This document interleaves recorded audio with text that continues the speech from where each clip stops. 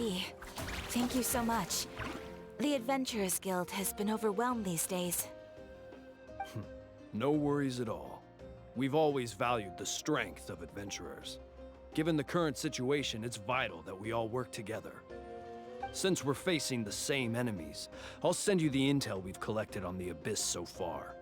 Then we can take a look at how to coordinate our efforts. All right. Thank you so much. Hi, Catherine. It's us. Got any new commissions? Ah, you two have come just in time. I've got some good news.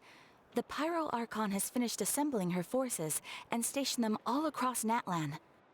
Given how the Abyss has ramped up its activities lately, we can no longer afford to act only after receiving news of an invasion. So the Pyro Archon suggested that the Scions of the Canopy and the Adventurers Guild focus on collecting and disseminating intel. That way, we can stay informed of everything that's happening across the land. Once we receive word of enemy activity, we can notify the nearest camp and the stationed forces can take immediate action. Yes, precisely. This should also allow us to focus on gathering information, rather than running around and trying to tackle everything at once. So please also take a chance to relax, you two. You've been working hard these days, and this will be a good opportunity for some well-deserved rest. So that's the plan. Whew, we can finally stop and take a break. Keeping Natlan safe and sound is our... The movements of the Abyss are always unpredictable.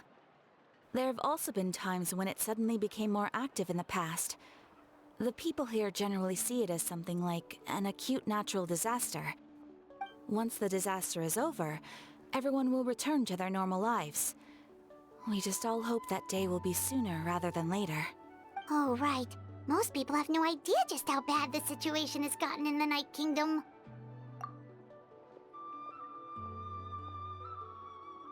Oh, hey, Kachina! Are you feeling better now?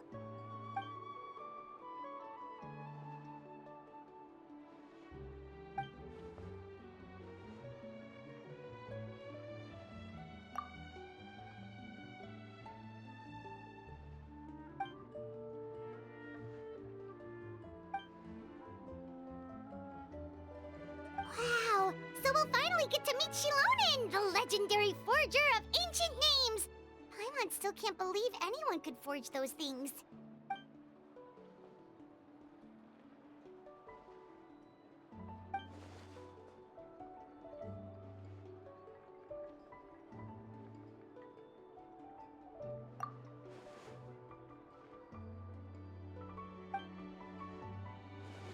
Hey, have some confidence in yourself, Kachina. After all, you're already a victor of the Night Warden Wars.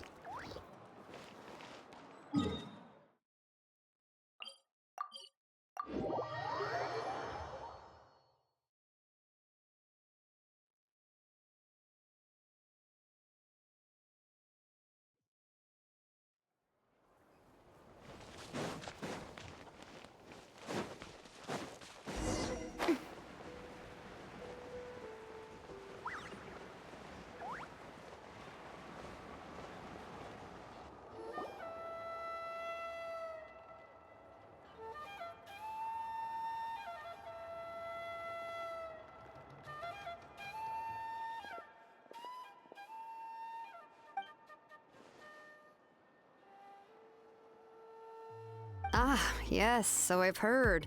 So young, and yet you've already got quite the reputation. Wait, are you Outlanders? Yep, we're travelers who just arrived in Natlan not too long ago. No, I mean, I was aware that you're travelers. It's just no one told me that you're Outlanders.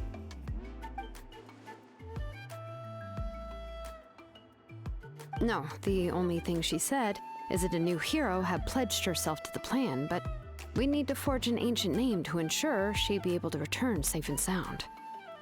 And she did mention that it would be quite difficult to forge an ancient name for them, but at the time, I thought she was just commenting on my skills. But I seem to understand where the true difficulty lies now.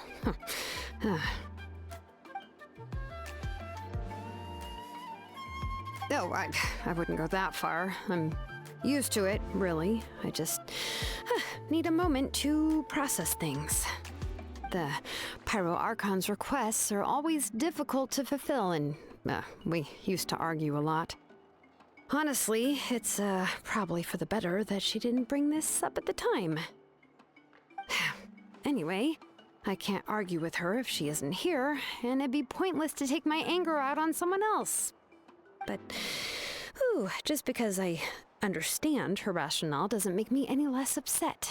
After all, she must have known that forging an ancient name for an Outlander is an impossible task.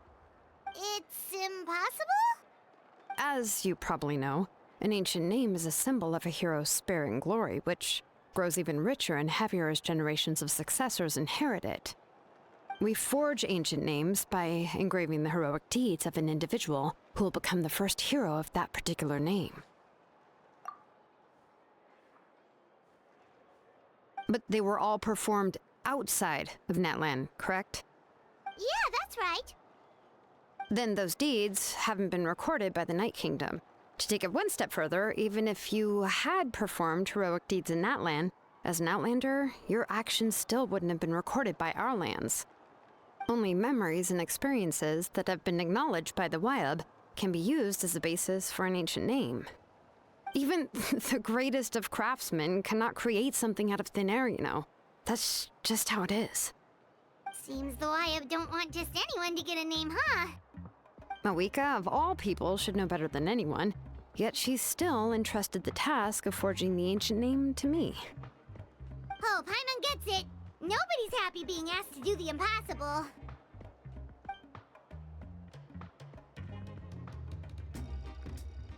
Ugh, don't remind me. Let's just focus on how we can pull this off. How to achieve the impossible. You mean you're already willing to accept the task? Well, what else can I do? What's happened is already done, and it's not like I can outright defy the order of my Archon.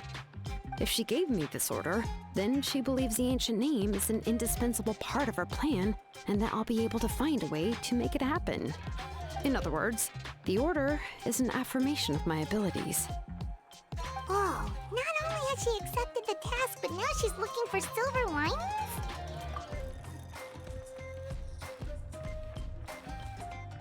The key is getting the Wyab to somehow acknowledge the traveler's existence and record her heroic deeds. We heard the voice of a Wyab when we were in the Night Kingdom before. We even had a whole conversation with her. If we can talk to her again, maybe we can figure something out together. Well, every tribe has their own Wyab. How do we know if the one you met is indeed the best one for us to talk to? Plus, considering the unprecedented nature of this situation, I have a feeling that the acknowledgement of one Wyab alone would probably not be enough. I don't know. That requires a level of knowledge that I do not possess. We need to find a consultant who's an expert on all things Night Kingdom and Wyab. The first person who comes to mind is Seatlali at the Masters of the Nightwind, the one we call Granny Eatstali. Oh, we've heard that name before. We used her Spirit Speaker's Stone to find Kachina's ancient name. A person who can make something like that must be pretty impressive. I'm unsure she'd be able to help. Still, she's older now and quite eccentric. It's hard to even book a meeting with her, given that she's constantly holed up in her room and doesn't like to be disturbed.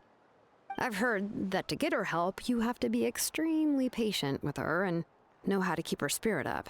I hate to break it to you, but... Huh. Why is that? I mean, didn't she already help you before? And you even managed to save Kachina. Well, yeah, at the cost of her Spirit Speaker Stone being split into two. Great going, Moeka. We're already off to a rocky start here. In that case, I guess your only option is to try to emphasize that this is an important order from the Pyro Archon. Hopefully, Seat Lolly would still want to show respect to the Archon. I'll also write you a letter on your behalf. If you can find someone to deliver it and mention some good things about you, then that should help too.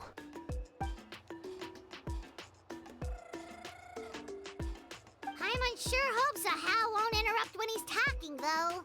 All right, Kanich is a seasoned negotiator. I trust that he'll know the best things to say. Please just give me a moment to write the letter, and we can meet up near the Statue of the Seven later. Sounds good. We'll take a stroll in the meantime.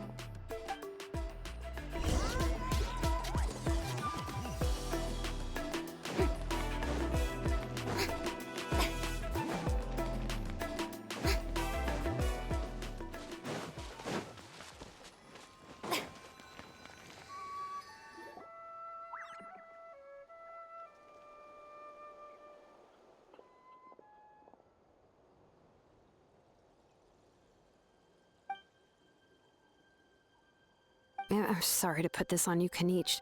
It's just that you're probably the only person who knows how to deal with her.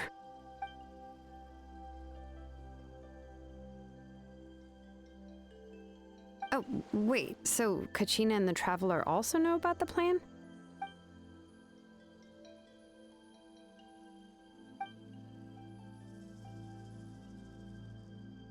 Right. She mentioned there are 6 heroes and that Shilonen is one of 4 that have already been acknowledged. Oh, well, then I suppose there's no need to keep any secrets between us. Having companions walk by your side is perhaps the best solace when facing such a bleak reality.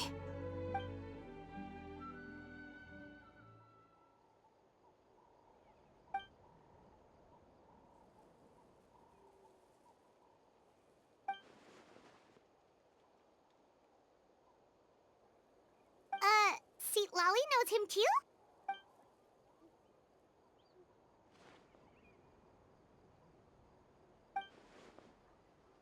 Given how the Masters of the Nightwind love to babble about dreams and revelations, they're already a pretty strange bunch to most. I've never met Auroran, but if they consider him the odd one, he's got to be pretty far out there.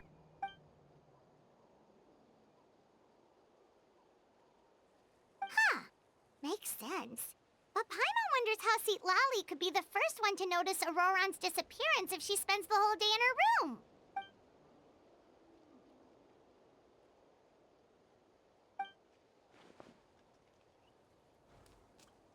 Huh, so if I'm following, you mean we'll help her investigate Auroran and the captain's whereabouts?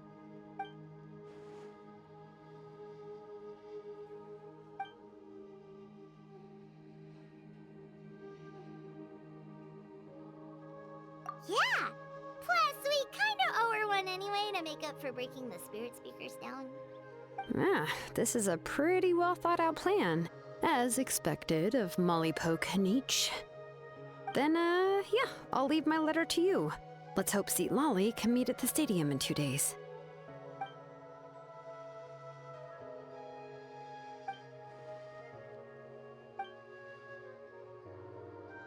Okay, then let's part ways for now.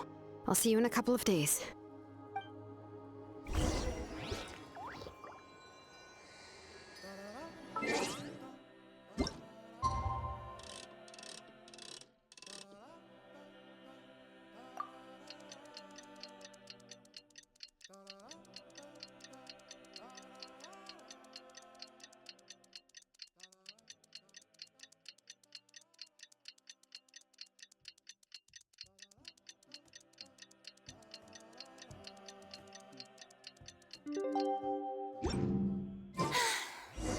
Oh, it's time to meet up with Shilonen. Let's ask her how things have been going.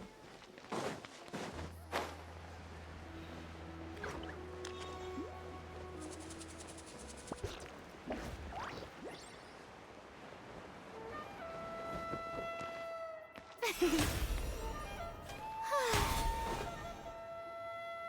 Shilonen, how's everything going? Oh, hi, Traveler and Paimon. I have bad news. Seat Lolly did not reply to our request, although I suppose I'm not too surprised. Huh? You mean she didn't even bother to give Kenichi a response? Guess she really does have quite the ego then. Yeah, well, she can be also quite eccentric, though she's one of the most gifted people around. Even the Masters of the Nightwind often struggle to work with her. My guess is that she probably has other reasons for not deigning us with a response. But let's go to the stadium and see if we can meet her there. If we do get a chance to talk to her in person, we can still try to work something out. That's true. Let's go!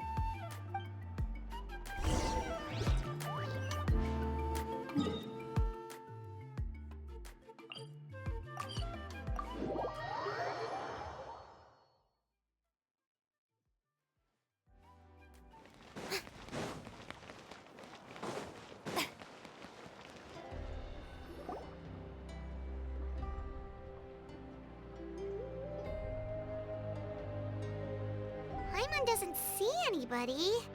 Seems she's just not gonna show up, huh?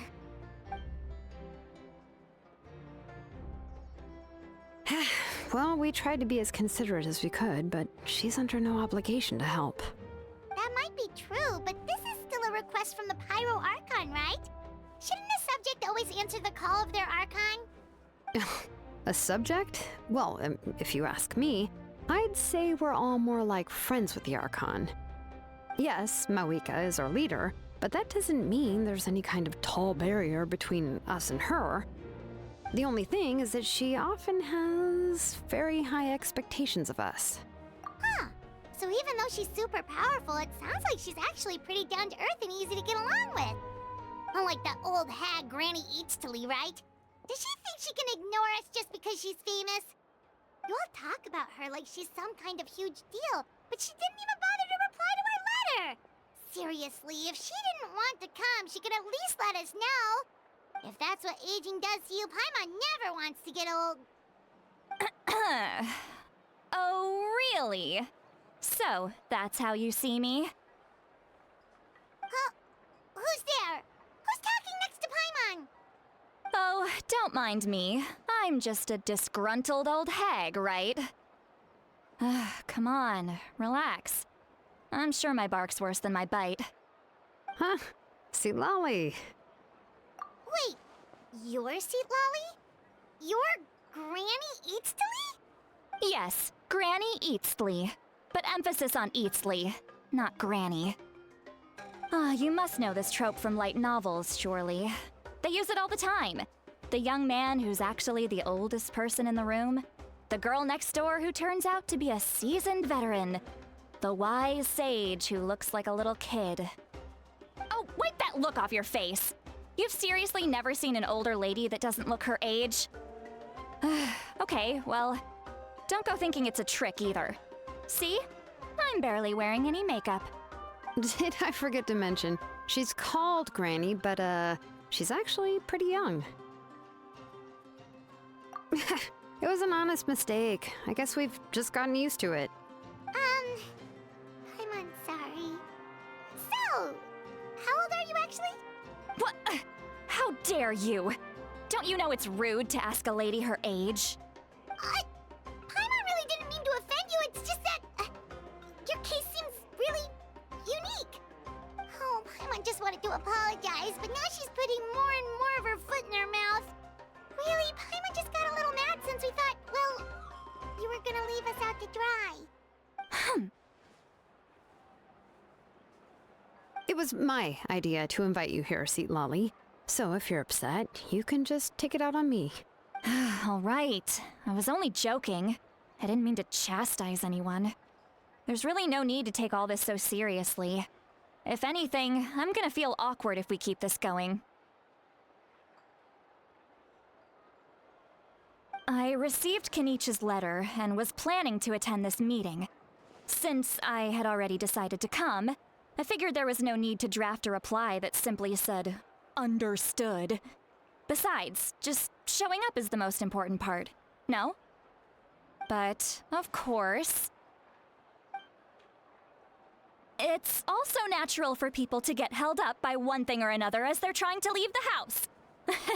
It certainly was a bit awkward to see that everyone else had arrived before me.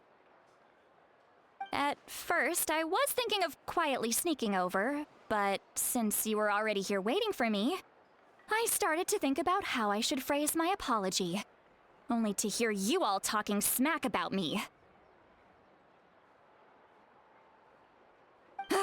Anyway, that's the whole story.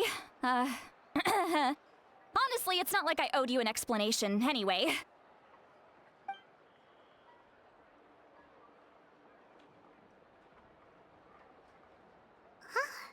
What's with that expression? Was she feeling embarrassed just now?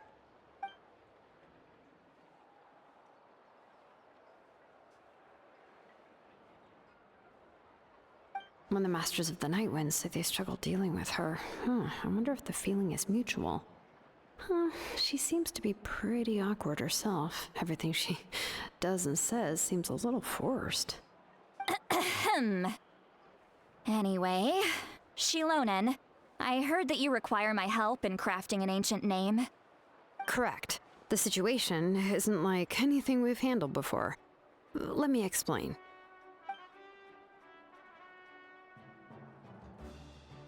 I see. So Mawika has asked you to forge an ancient name for an Outlander. Well, that would be a first. And you've also heard all about Auroron. I must say, he's always been a good kid. I can't see him joining the Fatui of his own volition. He must have been coerced somehow. Yeah, that's why we came here to ask you. We'll help bring Auroron back if you help us solve the problems of forging the ancient name. What do you think? I suppose I'll just call you Traveler for now. Traveler, come here. Let me take a good look at you.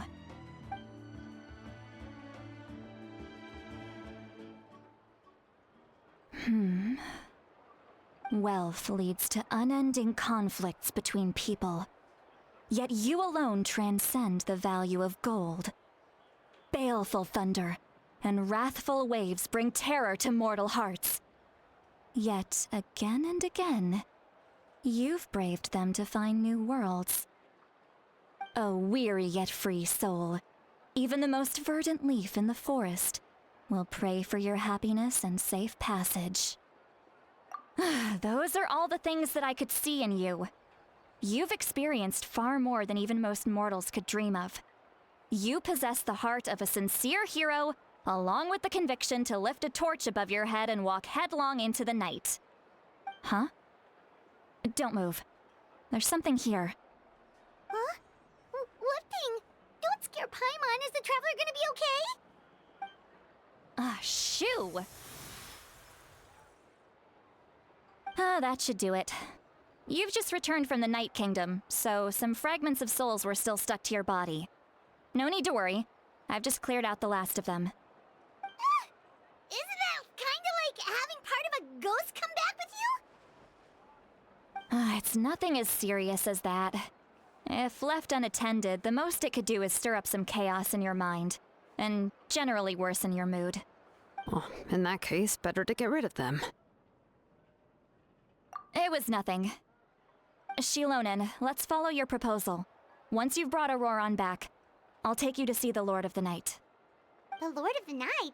But don't we need to talk to the Wyab? Something this important is beyond their jurisdiction. Only the Lord of the Night can decide whether we can grant an ancient name to one who does not hail from our lands.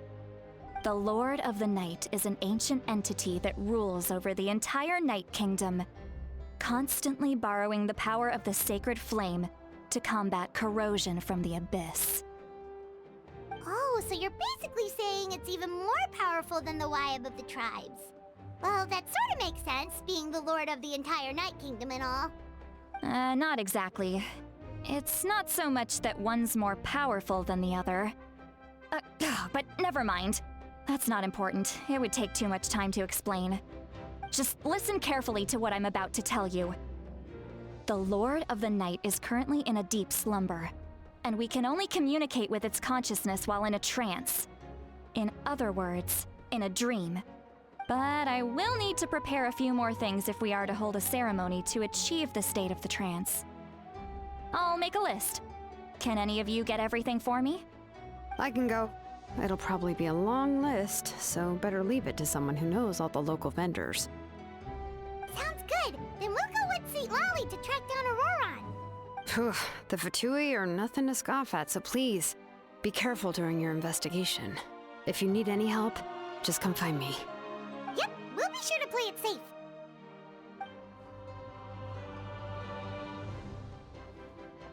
All right, now it's time for us to catch that brat and bring him back. I'm sorry I made you wait earlier. It was actually because I decided to swing by Auroron's place to look for clues. He has always lived alone, and I found a broken jar in his house. There was also something off about his phlogiston aphids, which I assume is because their keeper has been gone for quite some time. And interestingly enough, I saw some slash marks in the house that did not match any of our local weapons. My guess is they were left by Snezhnayan arms. Oh, sounds like the Fatui broke into his house and took him hostage.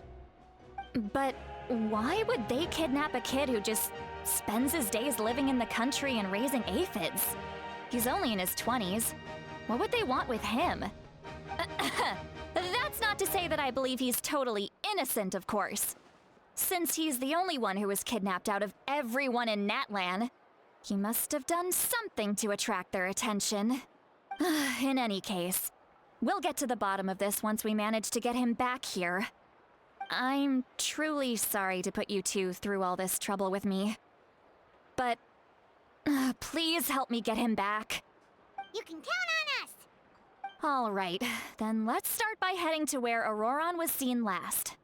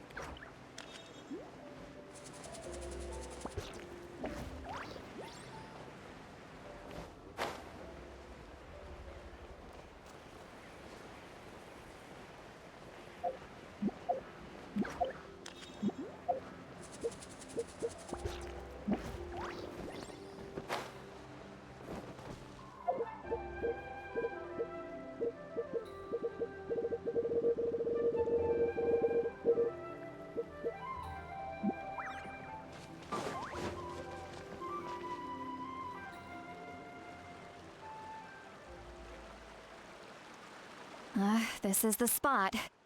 An eyewitness claimed to have seen Auroron speaking to some Fatui soldiers here. I don't know how much you're willing to believe me, but Auroron really is a good kid. I see no reason why he'd suddenly get involved with the Fatui. I'm convinced that what the witnesses saw was actually the Fatui coercing him, or perhaps trying to extract information. However, I doubt anyone would believe me, given there are no signs of a fight. Didn't Kanich say that she's a big name in Natlan? Feels kinda weird to see her so frustrated and helpless like this. Auroron? Well, he was left at the side of the road as an infant, and the people of the tribe took him in. You could say that everyone had a hand in raising him. He learned a lot from us, and once he reached adulthood, he built himself a house out in the countryside. He spends most of his days growing vegetables and raising aphids, living off of what he harvests from the garden. He's always been such a good kid. He would even get his friends to deliver whole bags of fresh produce to my place. Oh well, let's keep looking. He can answer all of our questions once we find him. He's been raising phlogiston aphids for a long time, and since they were disturbed, they secreted a special type of phlogiston. We can use that substance to track his movements. Let's follow the phlogiston trail. Huh? What trail? Paimon doesn't see anything. Oh, right. I forgot your eyes don't naturally perceive such things. Here, give me your hand.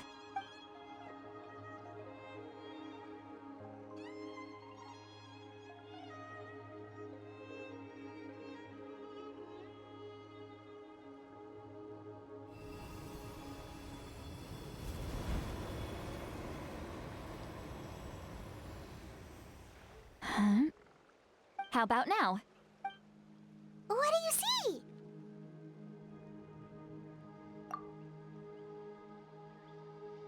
Whoa, Paimon can see it now too! That's right. I used a spell to temporarily transfer a portion of my senses to you. For a short while, you'll be able to see the phlogiston too. Wow, you can even share your senses with us? First time Paimon's heard anything like that. It requires a very rare spell that most people aren't adept at. But don't worry, it's a cinch for me. Between the two of you, it seems the Traveler's senses are a bit stronger than Paimon's. When I held your hand just now, I could sense that you've got a great affinity for phlogiston.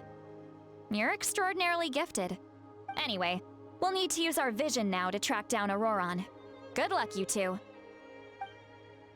Over here, this way! See, Lolly might say a lot of deep and confusing stuff, but this spell of hers is really something. What was that? Oh, Paimon was just complimenting you. Really?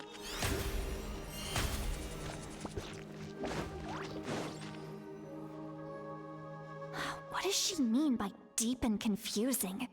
As far as elderly shamans go, I'd say that I'm already pretty easy to talk to.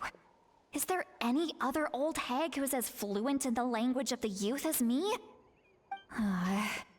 But is my way of speaking still not trendy enough?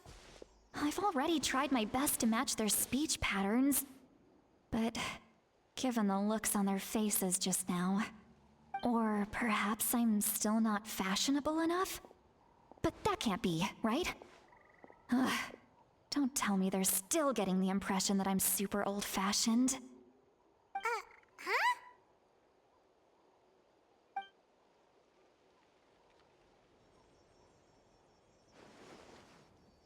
Was that Seat Lolly's voice?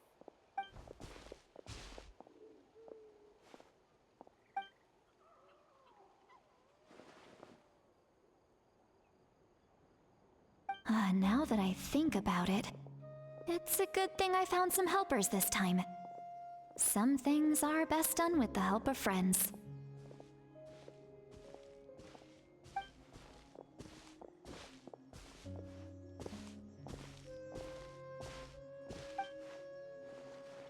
Oh? They appear to be feeling quite confident. Looks like our work will go smoothly.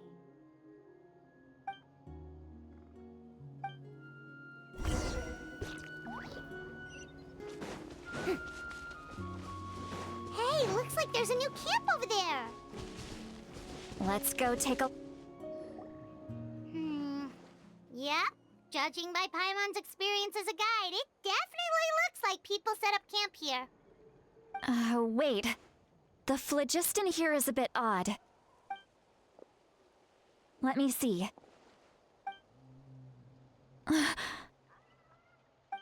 sees a small shape here. Could it be some sort of symbol? This is a distress signal for the Masters of the Night Wind. Only someone from our tribe would recognize it. So Auroron was indeed being threatened. We've got to find him. Fast. Leaving such a subtle mark implies that he was trying to be discreet. In other words, he was probably under the Fatui's watch. If they notice us, we can just charge in and fight them to the death.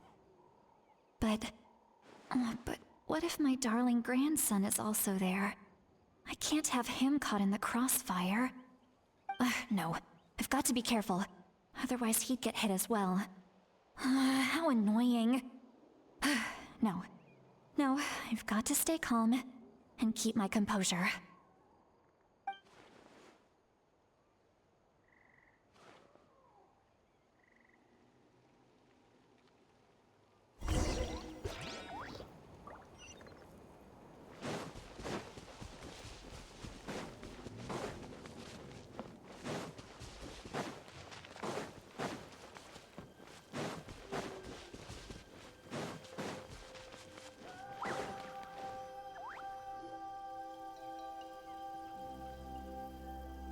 traces of people staying here too. Wait a second. The phlogiston around here is jumbled up. I can also smell a mix of elements in the air. Pyro, electro, and some other elements as well. Kanich told us that you were super amazing. No wonder you can sense so many more things than us. It's about time that little brat said something nice about me. There are signs of a struggle here. Judging from what's left on the scene, there must have been a fight. But after that, the factions seem to have gone their separate ways. Both the phlogiston and the elemental traces in the air support that. Do you still remember the little mark we found before? Paimon's thinking, what if Auroron wanted to leave another distress signal, but was caught by the Fatui?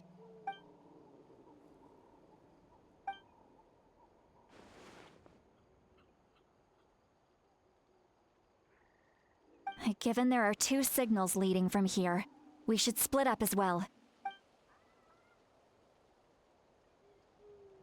I'll take this direction, and leave the other one to you. Let's meet up again later. Auroron, what the heck were you doing? It's one thing to trouble me, but now I had to bring other people into this as well. You little brat. And off she goes.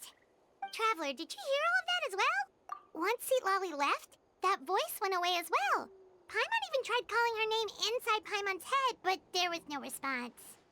So you were thinking the same thing. Paimon also thought that if we could hear what she was thinking, then she could probably also hear what we were thinking in our heads. She did say that she was quite adept at this spell, and it doesn't sound like she's had any trouble with it in the past. Huh, maybe we're a special case and can hear her thoughts as a side effect. If you think about it, she's really got a lively inner world. It paints quite a different picture from Paimon's first impression of her.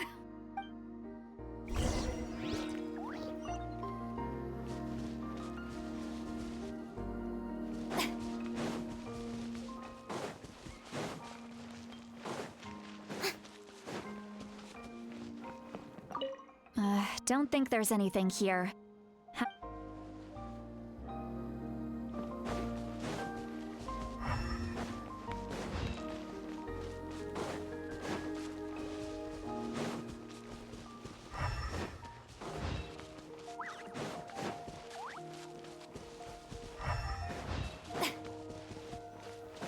Paimon sees some traces here. Let's follow them and see if we can find anything up ahead.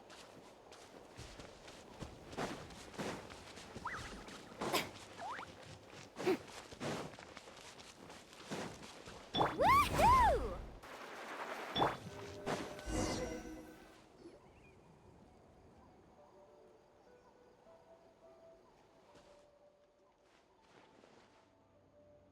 Did you find something? Huh. So we can't tell where Auroron might have gone from here. That's weird. The phlogiston trail suddenly stops. We can't make anything of these footprints either. But he can't have just evaporated into thin air, right? We know he wasn't alone. He had all those Fatui with him. So, you can hear the sounds of the wind from beneath the earth.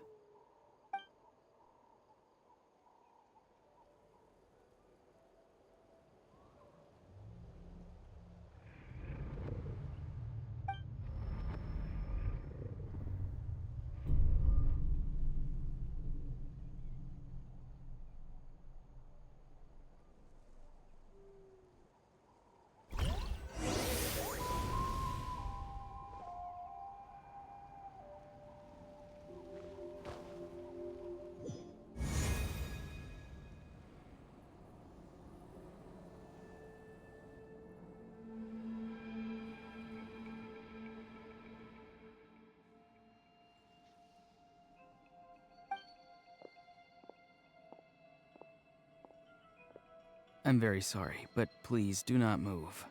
I have no desire to hurt you.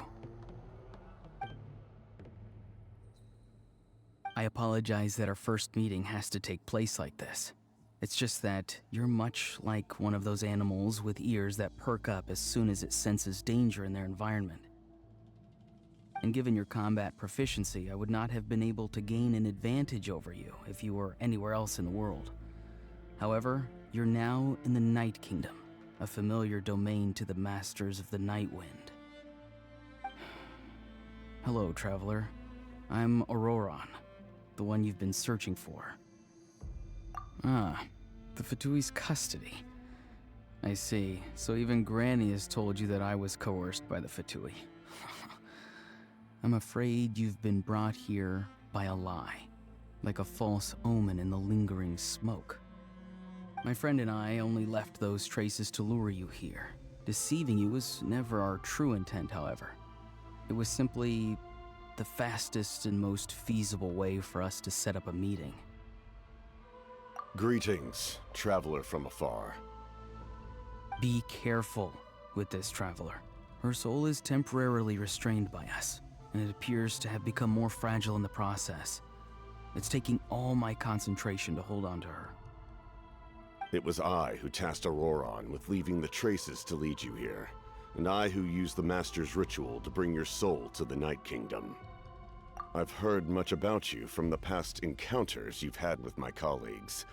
Given the present situation in Natlan, I would like to sincerely request a formal meeting with you, in person. I will use the opportunity to explain my goals and motivations to you, as well as why I mistrust Malwika, the Pyro Archon.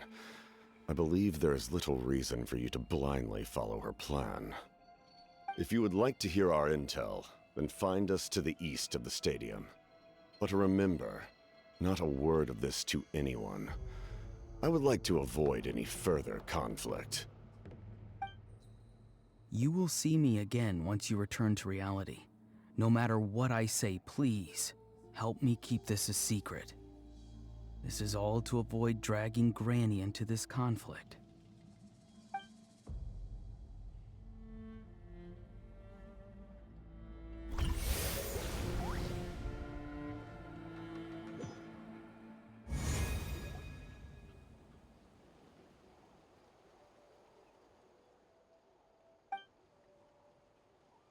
Hey, what happened just now? You suddenly collapsed and stopped responding.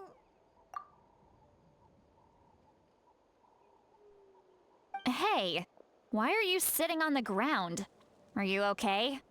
See, Lolly! She froze for a moment and then just collapsed to the ground. Could it have been those leftover remnants from the Night Kingdom? Do you have any itches or pain anywhere?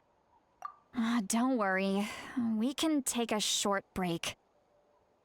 Sorry, I know I asked for your help. But had I known you were feeling unwell, I wouldn't have taken you on this trip with me.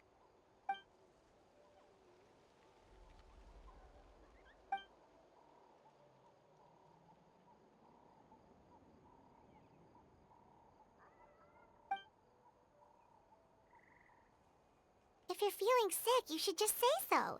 See, Lolly should be able to, exorcise any ghosts or weird stuff that you picked up in the Night Kingdom. A seasoned traveler must know the importance of not pushing yourself beyond your limit. If you need anything from me, just say the word. In any case, let's take a bit more time to rest now.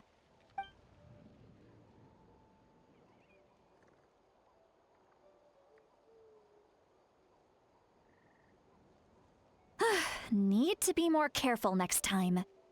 Feeling better yet, Traveler? All right, let's get ready. I followed my phlogiston trail earlier to a stronghold guarded by soldiers. I have a feeling that Auroron is probably being held inside. Oh, so it's close by.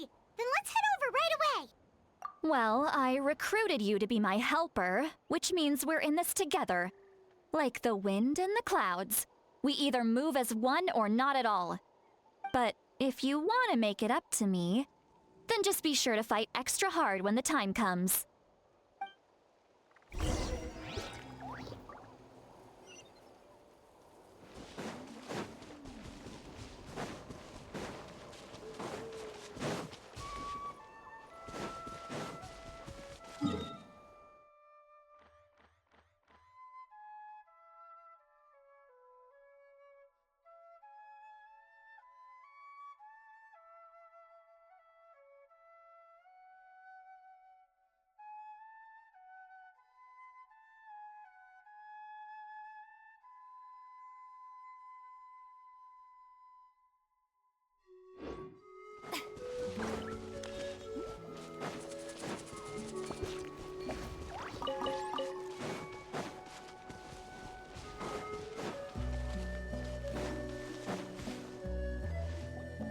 Look over there.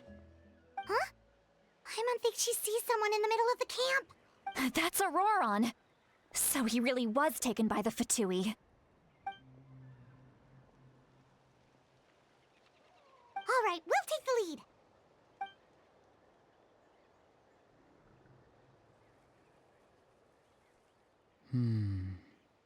Hey, quit daydreaming. Don't you have work to do? I cannot see the sun. What? Without the sun, I cannot see the truth. You are currently blocking the light, so I must beseech you to move aside. Huh? Okay, Mr. Philosopher. That's enough mumbo-jumbo. Wow. I'm going to rip that guy's head right off. See, Lolly's struggling to control her temper now. Are you ready? Let's go kick their butts. On my count. 3, 2, 1! Still trying to resist? You've got no idea who you're up against. No excuse for slime! Clouds high. The birds call. So soon! One with nature. Time to go. Falling leaves adorn my night. Can't run! Looks like I went too far. Auroron! Granny! Paimon knows she's called Granny Eats to Lead, but it's still kind of weird hearing someone actually call her Granny.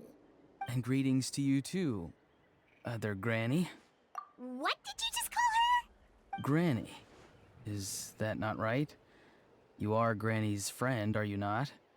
You seem to be approximately the same age as her, so I figured you're also a Granny. How many times have I told you? It doesn't work like that. There are a lot of people who look about the same age as me. You can't go around calling everyone Gramps or Granny. Oh, wait. He's not a child, is he? Don't tell Paimon he's one of those people who look like an adult but are actually only 8 or 9 years old. Oh, your words have pierced my heart like a thorned vine. Given how hard those thorns are to remove, I may just need to find a pair of tweezers. Why are you so upset? You can just say yes or no. Of course I'm not a child. It's just Granny always taught me to show gratitude where it's due. And since the Masters of the Night Wind raised me collectively, I basically see everyone above a certain age as an elder I should look up to.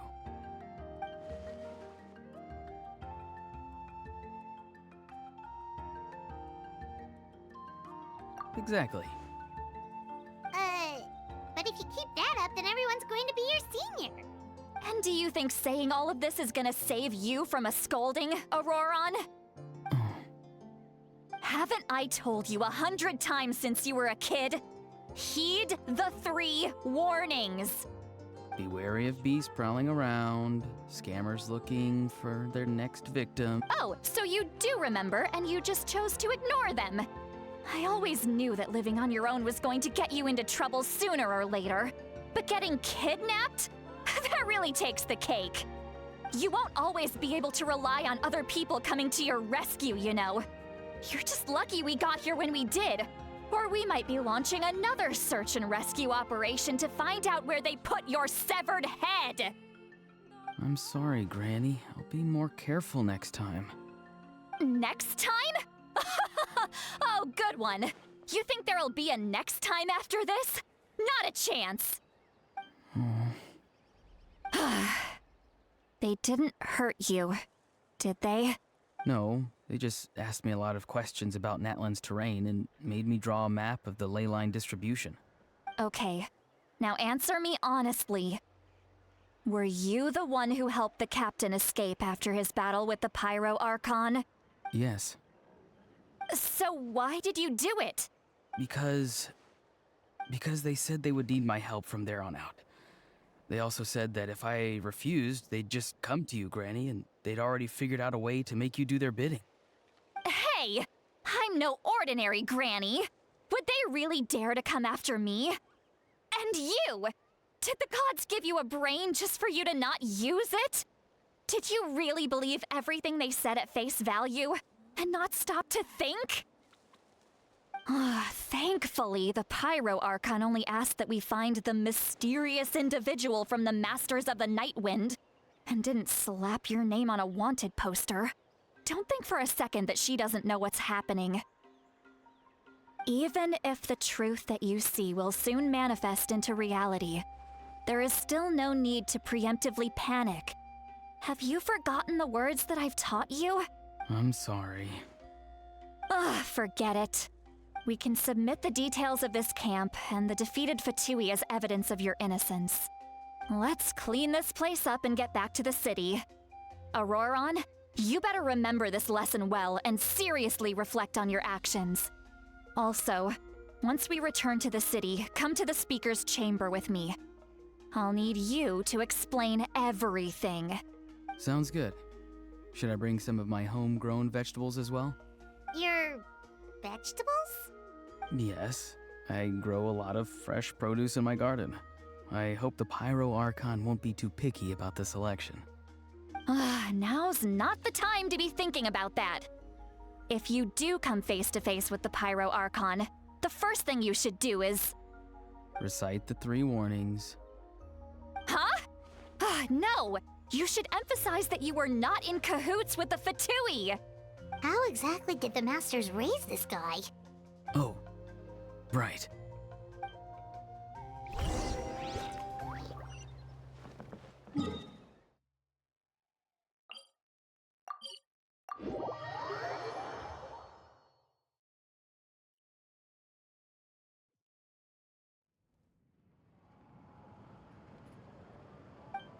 I see. So Auroron came to the captain's rescue because he promised to help him in exchange for Lali's safety. That's right. I'm sorry. Now that you know Auroron was only trying to protect another member of his tribe, could I ask you to petition the Pyro Archon for her forgiveness? We'll give her a full report. We'll let you know once she's reached a decision. Will I need to stay here? Technically, yes. But if Miss Lali is willing to serve as your guarantor, then we can release you from custody. Sure. I'd be happy to do that. I don't have any more time to waste here. I still have other things to do. Understood. Thank you very much. Mr. Auroron, please report back to the Speaker's chamber as soon as you've received notice of the Archon's decision. I understand. Thank you. And thank you too, Granny. Well, at least you won't need to hide your face anymore.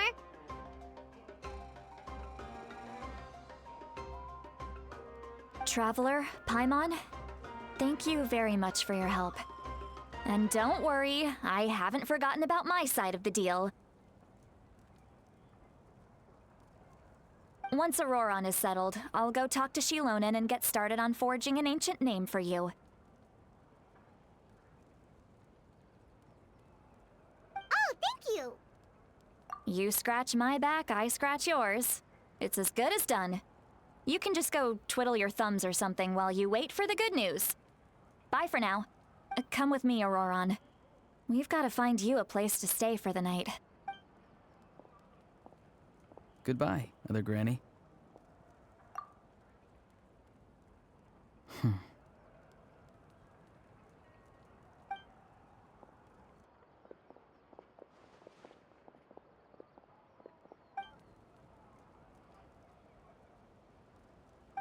We're finally done. All right, it's time to find some grub. Huh? What? That captain? Sorry. Paimon just didn't see that coming. So you really saw him in the Night Kingdom? And he didn't attack you? Oh, that Auroron, what is he up to? He sounded earnest enough just now. Paimon would have never guessed anything was happening. All that stuff about protecting Lali and being forced to help the Fatui, when he's actually been a willing accomplice all along. Yeah, you're right.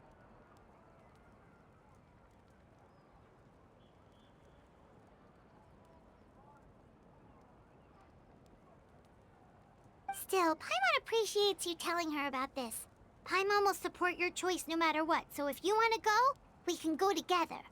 We still have another whole day before the meeting, so we'll just meet with them when the time comes.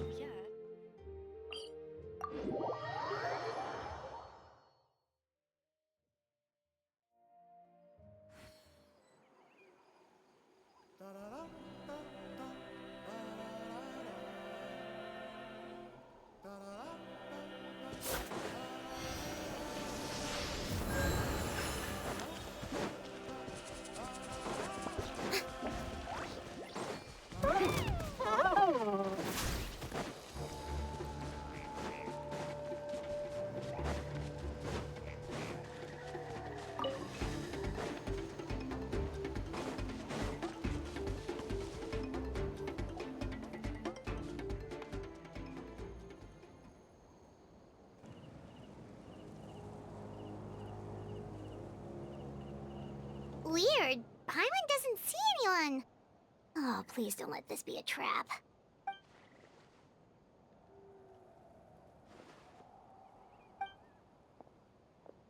What was that? Good evening. Nice to see you again. It's you. You shouldn't pop up from behind people like that. What are you, a ghost? I'm terribly sorry. It's just a force of habit. Ugh. And what's with you apologizing all the time? You sound so polite and honest, but you're actually doing shady stuff behind people's backs. You're right. Granny tells me that too. Huh. Come to think of it, you remind me of her. Sometimes you two sound really similar, you know.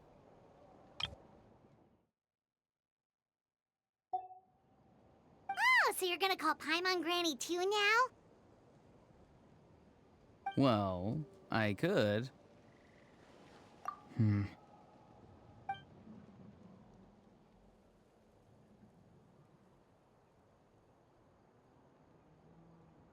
It's all clear.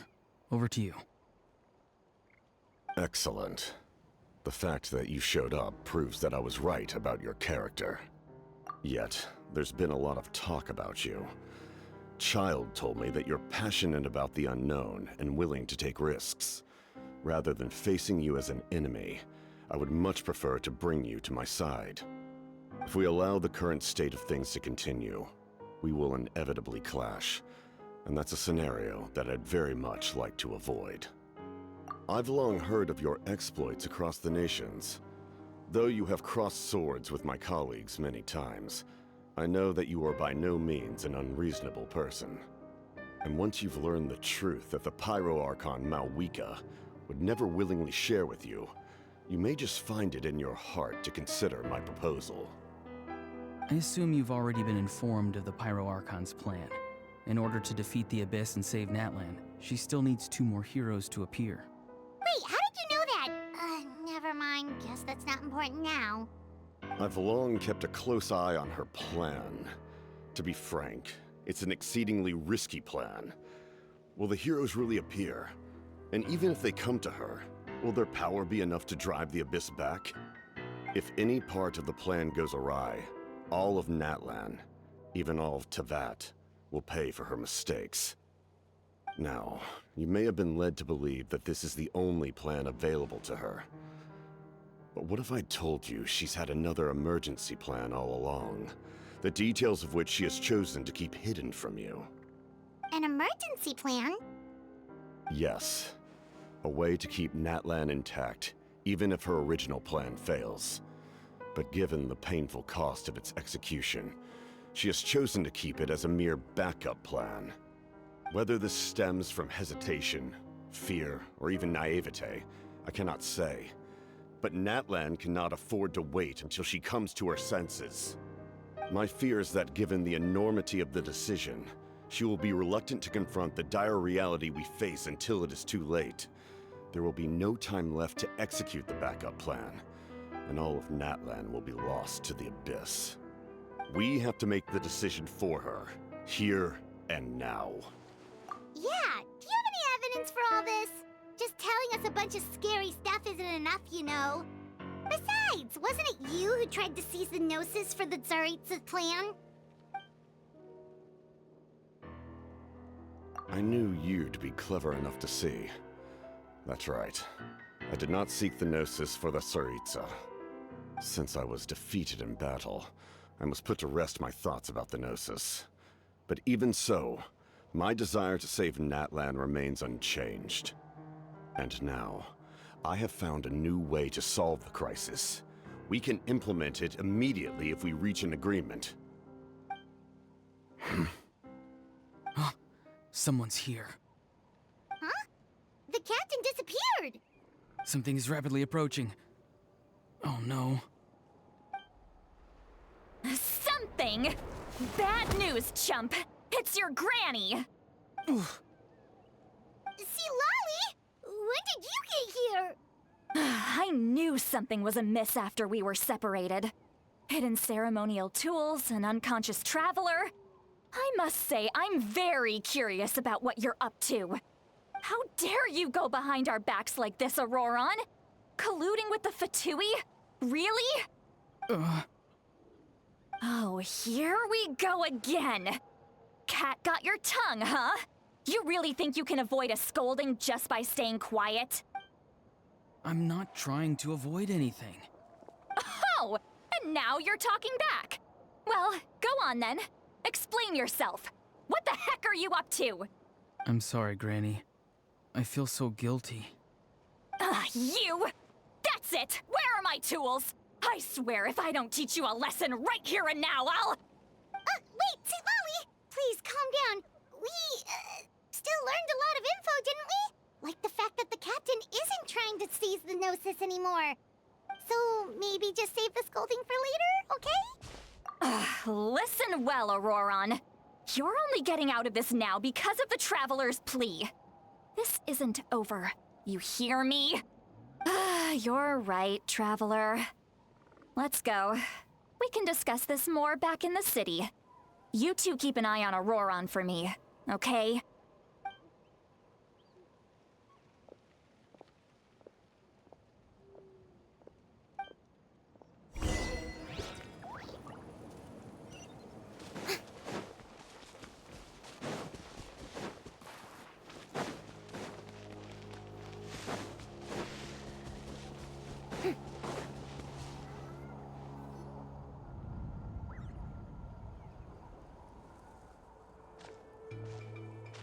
In all my years, I've never had a child cause me so much grief. Do you seriously not see what's at stake here? You've got a head on your shoulders, Auroron. Use it! Why did you help the captain? And I want the truth this time. No answer? Think you're being smart? Then let me ask a different question. What does the captain want? What is his purpose in Natlan? Really? You're just going to stonewall me?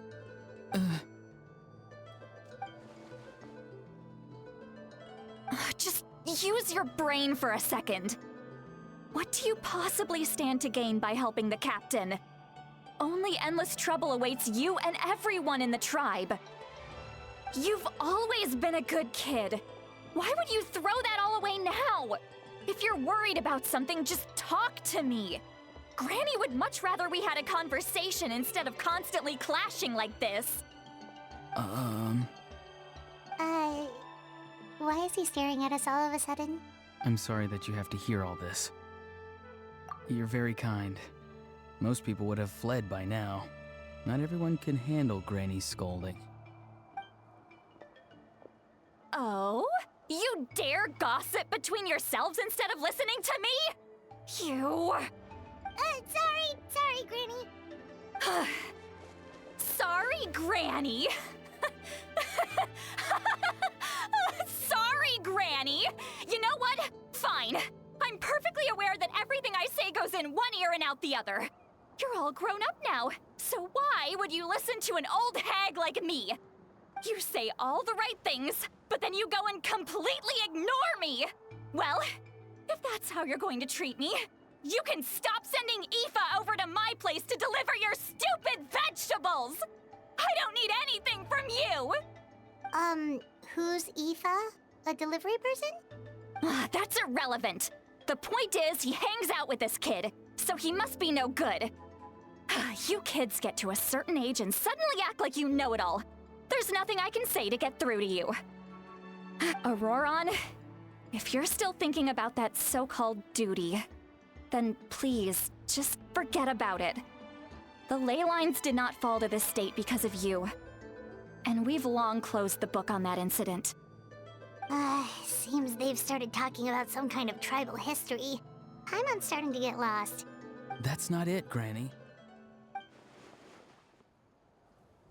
I know you tend to get down on yourself when you're upset, but I can tell I really hurt you this time. All I can say is I'm sorry. His voice. Auroron! Where have you gone? It sounds like he's somewhere super far away, but isn't he right here in front of us? I'm really sorry.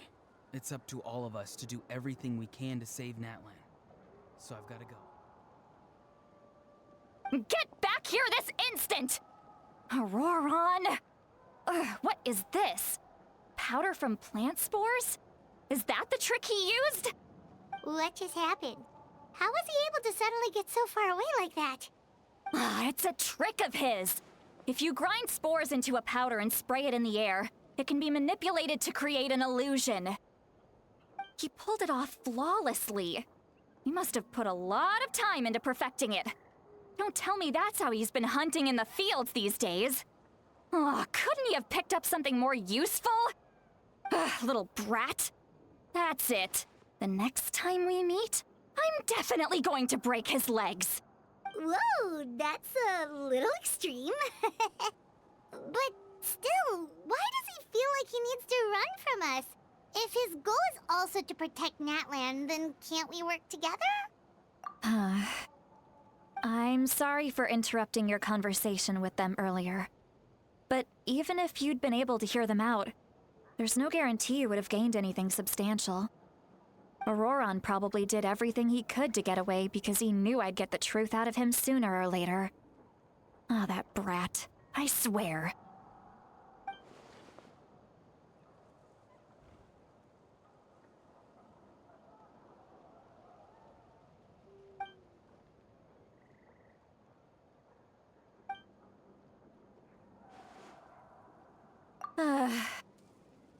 We've got quite a long walk back to the city. Let's take our time. It'll give me a moment to figure out how to explain all this.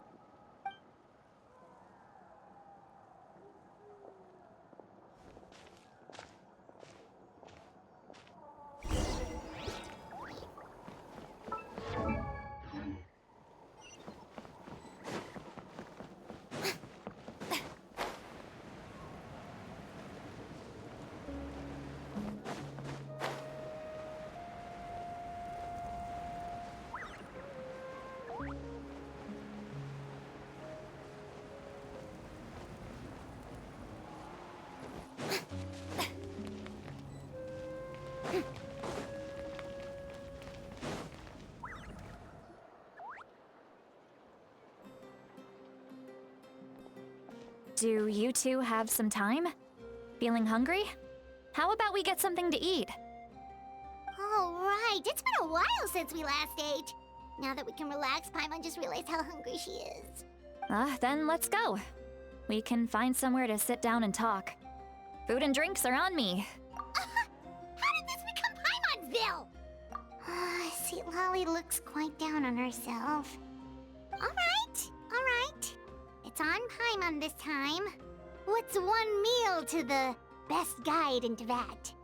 So you can just sit back and enjoy, Sweet Lolly. Paimon will take care of it. Hey, come on now. You won't even let me take you out for some food and drinks? I just wanted to treat you to a meal. Are you sure? We can save you some Mora. Mora is the least of my concerns. Besides, we're definitely due a meal after all the time we've spent together. Let me get this one.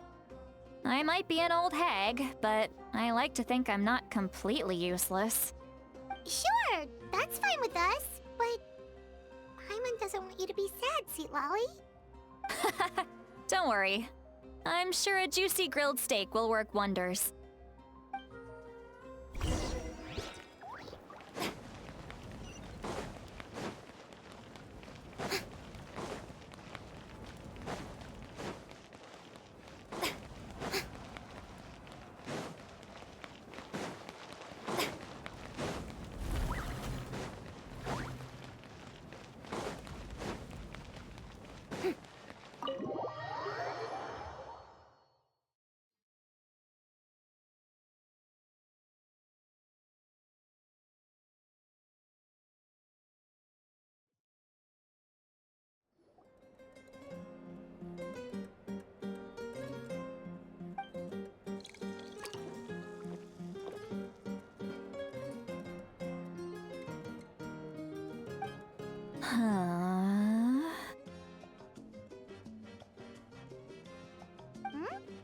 What are you looking at?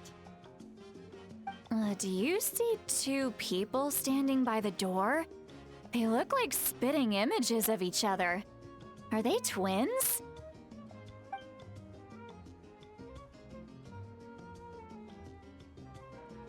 But Paimon only sees one person there. Huh? How could that be? I guess my mind isn't as sharp as it used to be. Give me another bottle, boss! Do you think she's drunk? There you go, miss. Oh my, it's not every day you get to see Granny Itzley here with some friends. Not to mention ones who've made a huge name for themselves recently. Oh, so you've heard of us? Of course I have. Aren't you the ones who saved Kachina and brought her back? No wonder you hit it off with Granny Sitlali. She wouldn't spend time with just anybody, you know. I don't even remember the last time I saw her with a new friend. Wait, so you call her Granny too? Well, given our ages, it'd probably be more accurate for me to call her my great-great-granny. She's one of the most famous people at the Masters of the Nightwind. Most days, hardly anyone even dares talk to her. Huh? Gossiping about me right in front of my face now, are you, Chonka? Oh, please, Granny, I wouldn't dare. I'm just beyond happy to see you bring over some new friends. After all, any friends of our regulars are sure to be great customers too. All right, that's enough. Go on now. I'm sure the other customers would like to talk to you as well. There's no need to keep staring at me. I promise I'll keep my alcohol down until I leave. Well then, you have my thanks.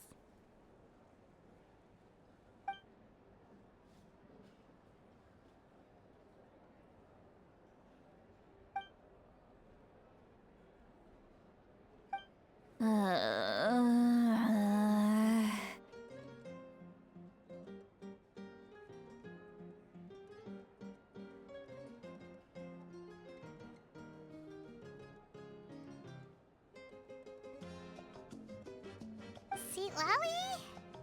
Seat Lally!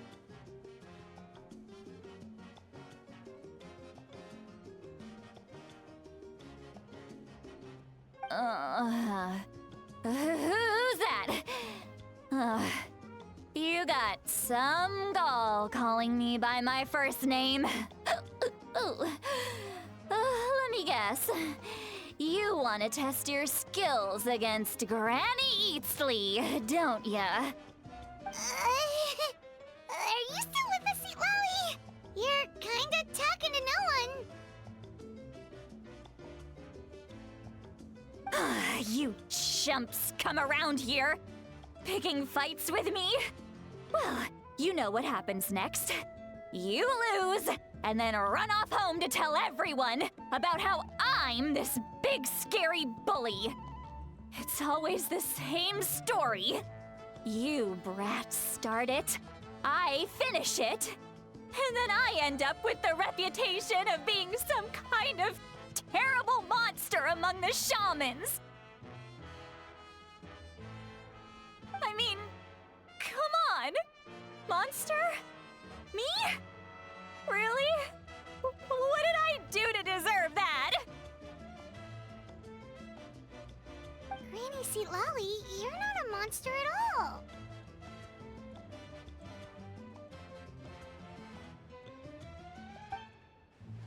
Exactly! And while we're at it, I'm not some lazy slacker either. Between meditation, advising the chief, and speaking with the Wyab, I actually have a pretty packed schedule, you know. Oh yeah. And I have to mentor all the new kids. Hey, new kid. Yeah, you. Don't play dumb. Didn't I teach you how to find phlogiston? You see? I know my stuff. I'm a good teacher. You tell 'em. That's more like it. About dang time someone showed me a little respect. Yeah, Granny's a hard worker, all right. You can always rely on old Granny.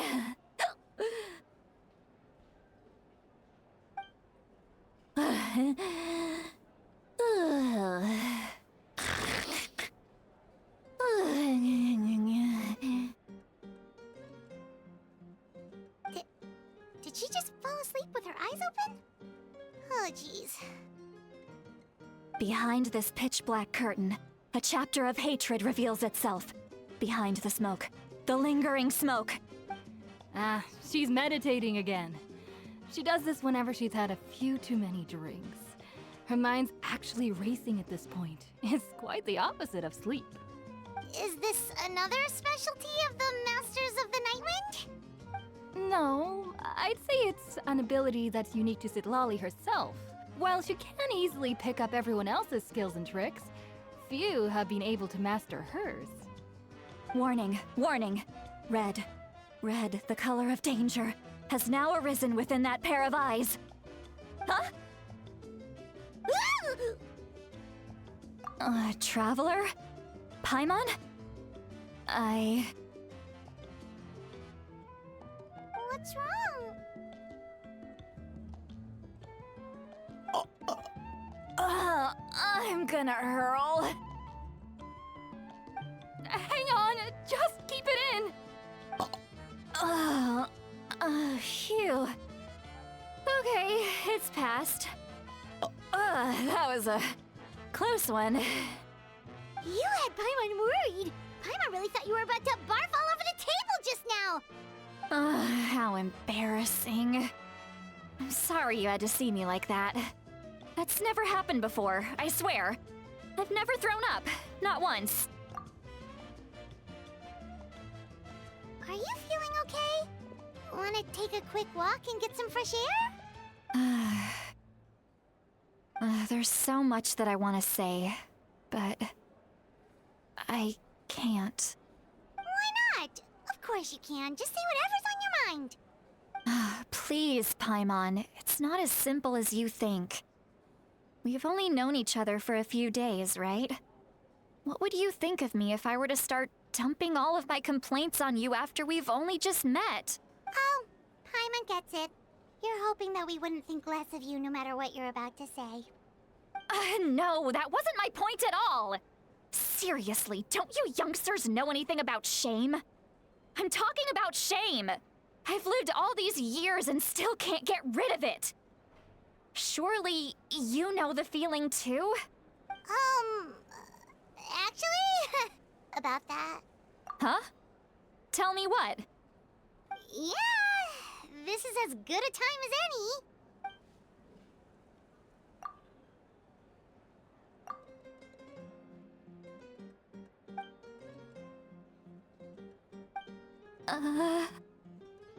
So, you heard... You heard my... It's okay, Sea Lolly. You had every right to complain about those things. I can't take it anymore! Why do these things happen to me? Hearing me mumble under my breath is one thing, but hearing what I mumble in my own head? That's too much! It's just like when you're rolling on the floor in your pajamas, but you forget to lock the door, and someone bursts in to deliver cabbages and sees the whole thing! So that, happens to you a lot. It happens to people in general, okay? Doesn't matter if you're 200 years old or 1,000 years old. Everyone rolls around in their pajamas sometimes. I was just picking something generic. Take a walk with me. I have things to share with you. Looks like she's completely given up. Like those criminals who just confess everything and accept their fate.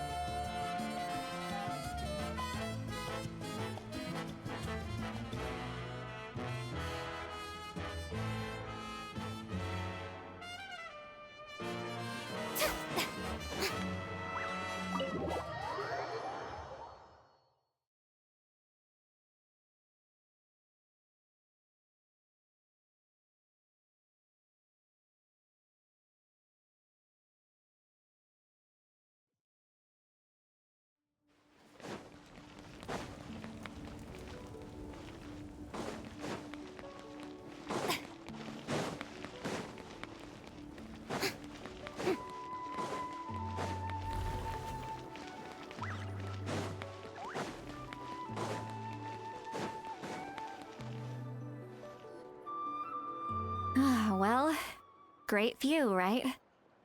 I love coming here by myself. Wow, it's beautiful! You're making me want to cry. Oh no, what do we do? Please don't cry! I was an expression, okay? A figure of speech. I'm just... embarrassed. Here you are thanking me. Even after you helped me all this time. Let's just have a casual conversation. It's easiest that way. Really? You don't seem like the kind of person who keeps things casual. Well, I guess I used to be more of a stickler for the rules. And you're right, I don't usually open up to the people of my tribe like this. I'm just an eccentric old hag to them. That story's been passed down so long, it might as well be true. But you're just a regular person. The kids of my tribe would have a heart attack if they heard you say that. Granny Eatsley is a powerful figure. Be careful around her. That's what they'd say. Well, you are powerful. Are they afraid of you?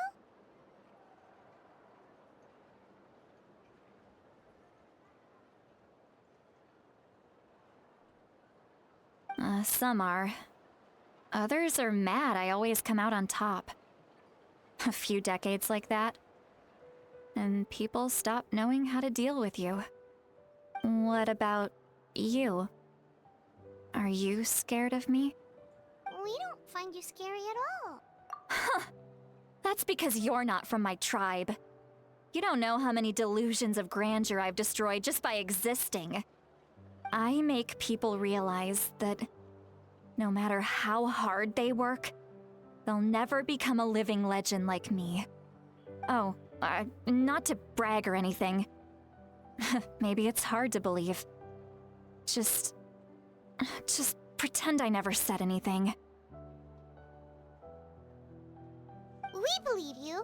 Shilonen has full faith in your abilities, and Auroran didn't seem scared of you. He thinks of you as his granny, right? Yes, but Auroran's a special case. Mawika already told you about her plan, and you've given so much help to Auroran and me. You deserve to learn the full truth. Auroran's not like other people. As I mentioned, he was abandoned as a child. The reason being, his soul is incomplete. The Masters of the Nightwind view this as a bad omen, capable of bringing about illness and misfortune. No one knows who his parents were. He was just left on a rock in the wilderness. It's a miracle he wasn't devoured by some wild beast. The Masters of the Nightwind believe they can see human souls, and in Auroran's incomplete soul, they saw a possibility for Natlan. A possibility to turn Auroran into a vessel for lost souls. The ceremony would allow lost souls to gather within him. Auroran would then be sent to the Night Kingdom to return the souls to their rightful place, strengthening the ley lines and completing the ceremony. Wait, that doesn't sound right. Now, you see the problem. When damage occurs to the Night Kingdom, the souls held within disperse and remain adrift, unable to find a way back to the ley lines. This loss of souls damages the Night Kingdom even further. The ceremony can send back countless souls at once, which would benefit the Night Kingdom and the souls themselves. Of course, the vessel, Auroran, would be sacrificed in the process. I wasn't surprised the chief at the time came up with the plan. The ley lines were already in a terrible state. A suitable candidate for the ceremony appears, and now you have the chance to make things better. Of course you're going to take it. When the chief asked for my opinion, I didn't give my approval, but I didn't object either. So they went ahead with the ceremony. It failed, and Auroran escaped with his life. Pathetic, isn't it? By not objecting, I basically gave them the go-ahead. Maybe they didn't have my explicit approval, but it's not like I did the right thing. If the ceremony was successful, Auroran would probably be dead. Of course, in my tribe, death is rarely something to fear. But what kind of message would we be sending by sentencing a newborn to death? By using a human life as a tool? It's not right. So, when I learned the ceremony had failed, I was ashamed by my inaction, and absolutely relieved by the result. The plan was never a secret. Or, I guess I should say, there was no point to keeping it a secret. A simple investigation from Auroran would reveal everything. Everyone thought he would be happy he survived, and he never really said anything to the contrary. But just as I was about to put all of it behind me, he asks this question. Would Natlan have been saved if the ceremony succeeded?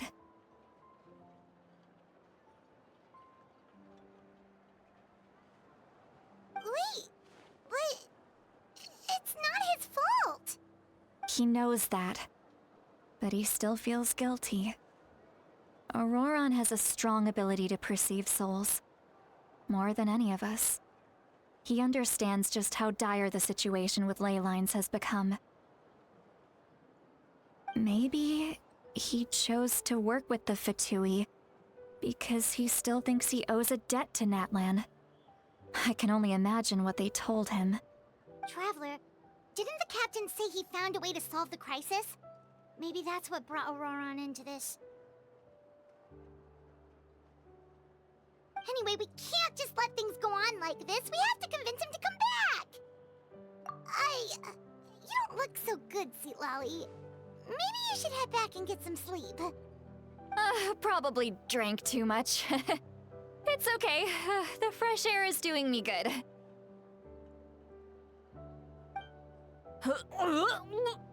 Okay.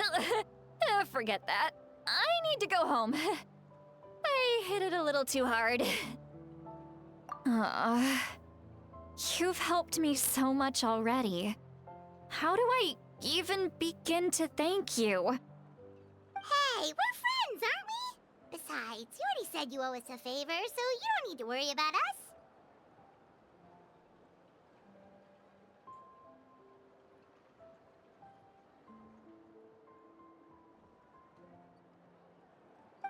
Good point. Well, I'll go home and get some sleep. We can figure out our next move in the morning.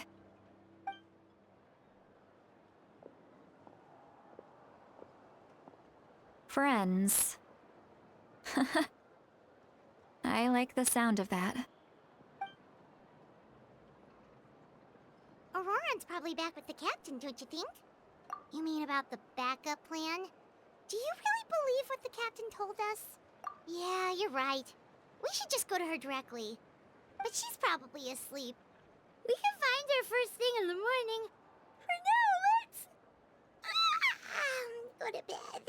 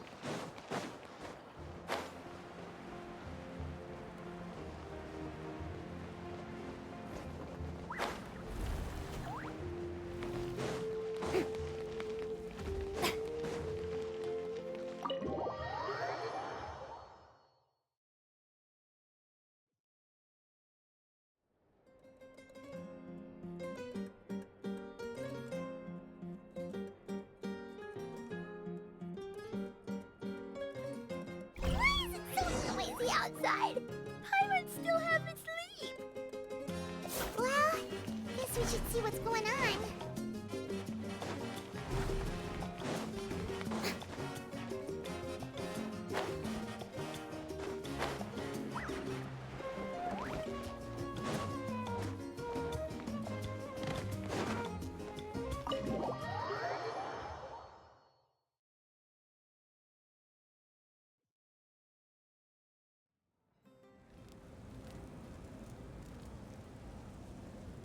You're already here.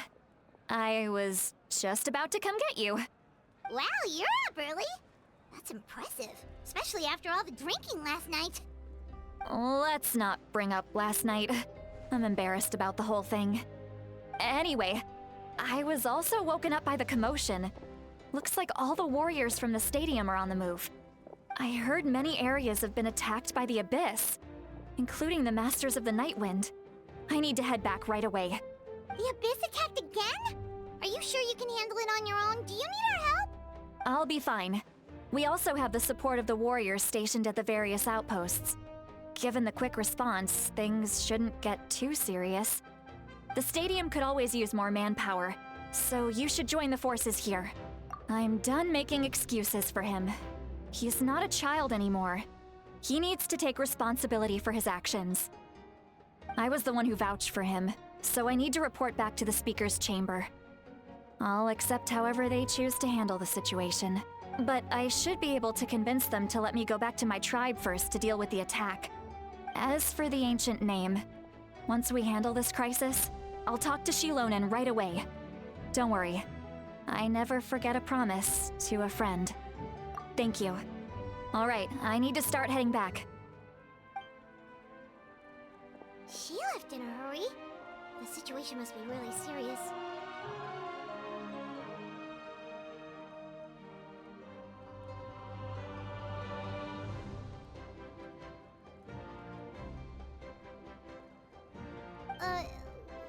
Looks like a lot of people are heading to the stadium. Let's see what's going on.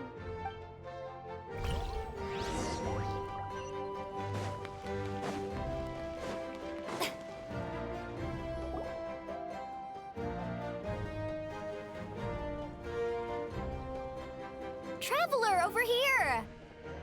Perfect. Our star Outlander has appeared.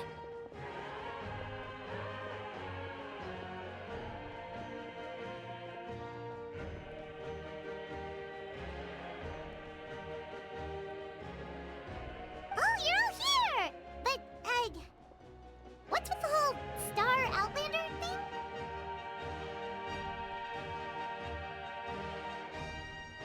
Just my way of saying how awesome you are. We've got a real emergency on our hands, so this is the perfect time for you to show off your skills. Alright, but can we get a quick rundown of the situation first? The Abyss suddenly attacked the Collective of Plenty, the Masters of the Nightwind, the Children of Echoes, and a number of our camps and outposts in the wild. Yes, and the attacks are increasing in frequency. The tribes have plenty of defenses, so they're safe for now, but I can't say the same for the adventurers and merchants stuck in the wild. Chaska and I have been searching for survivors and treating the wounded. We just got back, but we need to head out again soon. I plan on heading back to the Collective of Plenty, just in case my tribe needs me. What about you, Mualani? Where are you gonna go? I'll go help the Children of Echoes. They're the closest, so I can start fighting right away. What about you guys? We could go together. Yeah, that does sound important. No worries. Just leave the Children of Echoes to us. Who knows? Maybe yours truly will have the Abyss on the run by the time you're finished. That would be pretty great, actually. I hope my tribe gets through okay. It'll be fine. Your tribe doesn't do all that bodybuilding for nothing. Let's part ways here for now. And most importantly, be careful, everyone. Oh, and some of us need to avoid getting contaminated by dangerous-looking substances. Koichi, do we really have to do this now? It's alright. She's just looking out for everyone. Alright, let's hurry up and talk to the Pyro Archon so we can help the others.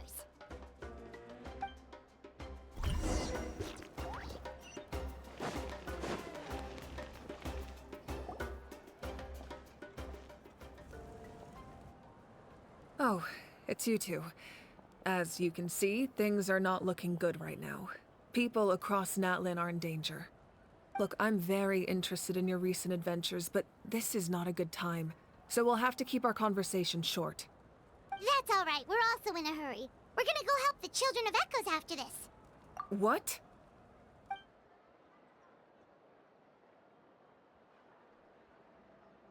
So he thinks my plan is too risky. He thinks I'm being stubborn. I shouldn't underestimate the Fatui's ability to gather intelligence. The Gnosis does have that function, but there's more to the story. I will answer you honestly, but you must help me keep this a secret.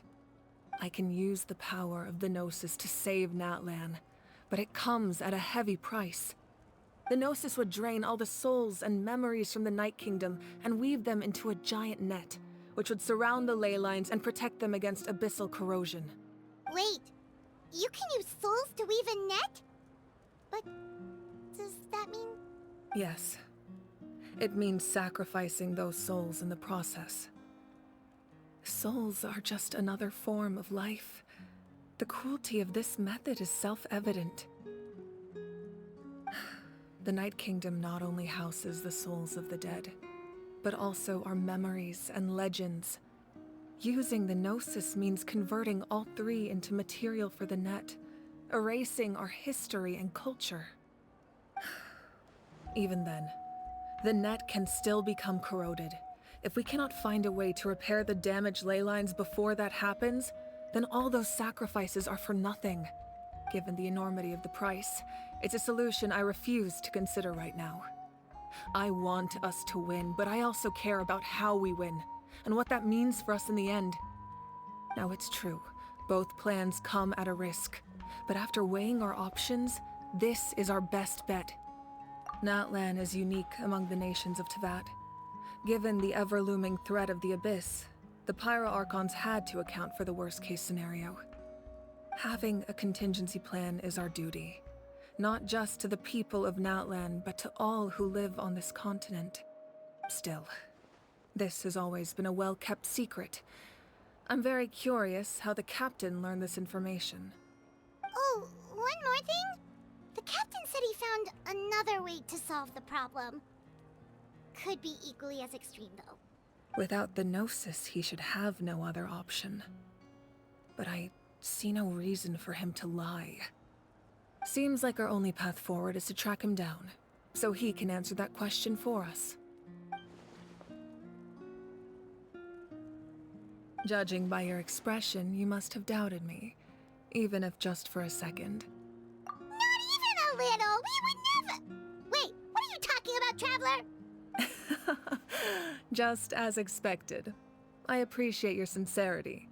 Maybe it was out of caution, anxiety, or simple curiosity, but know this. No matter what, our goal remains the same. We both want to save the people of this land. So now that you have your answer, do you still doubt me? You scared Paimon. You've really got a lot of guts, Traveler. That's a good thing. Oh, and feel free to call me Mawika. It's what all my friends call me, and I like it that way. As for the captain, the intelligence officers we assigned to the Fatui should be back soon. We'll get our answer then. That's great! Sounds like we just have to wait a little longer. Not just yet. Even though the Abyss is attacking several locations at once, I'm confident the warriors stationed in those areas can handle it. Don't worry. I just need to finish coordinating our available manpower, then I'll take a small team to handle the difficult locations. Wait, you're going to fight in person? Didn't you give up your power? That's true. I'm far less powerful than a god in my current state. But don't forget, I was an experienced and powerful warrior before I ever became the Pyro Archon. No matter how you look at it, my duty is on the front lines. Oh, now you doubt my strength. That hurts, Traveler. If we had time to spar, you might think otherwise. Anyway, even if we respond to these threats in time, it's not a permanent solution in the long run.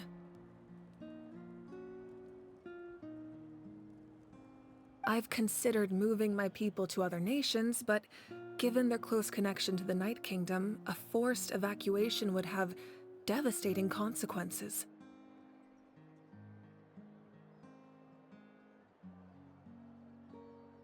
I've told the chiefs of each tribe to strengthen their defenses and advise people against leaving their settlements. Now, I just need to find the right time to disclose the true nature of the crisis to the people of Natlan.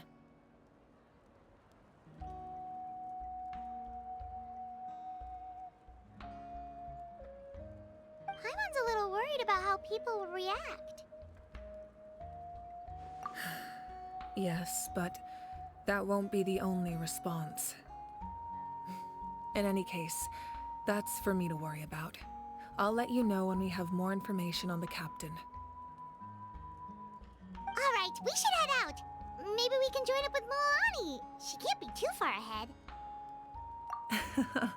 No need to worry about me.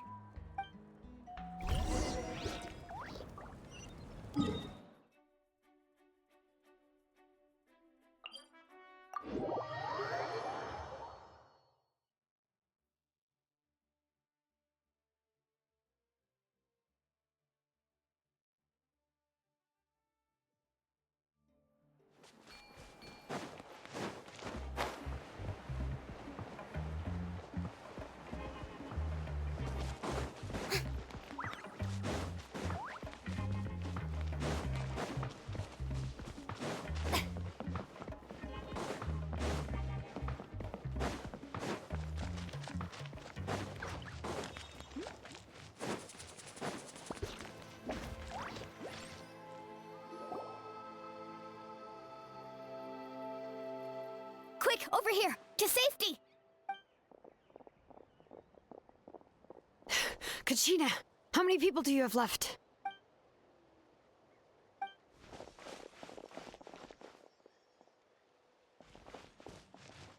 What's the situation?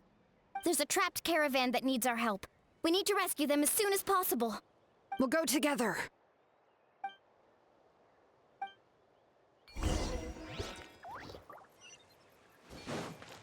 Woohoo!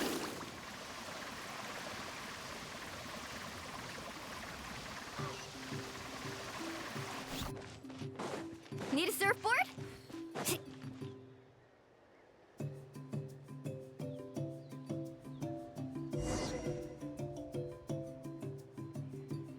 Stay safe. We've got this.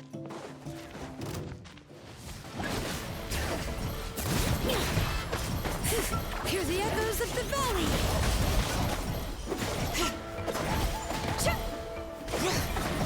Bring it!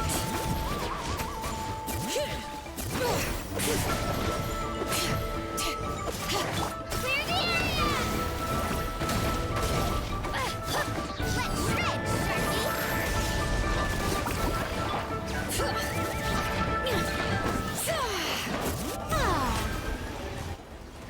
shred, I really thought I was done for. I can't Don't worry about it. We're just glad you're okay. Let's see. Your goods look fine too. Guess the Abyss isn't after Mora. That should be the last abyssal pylon near the Children of Echoes. By the way, where's Lolly? I thought she would come with you. The Masters of the Night Wind also got attacked, so she went back to help her tribe. She said we can deal with the ancient name later. Yeah, that makes sense. The attacks are more urgent. Alright, this isn't a good place to talk. Let's head back to the tribe.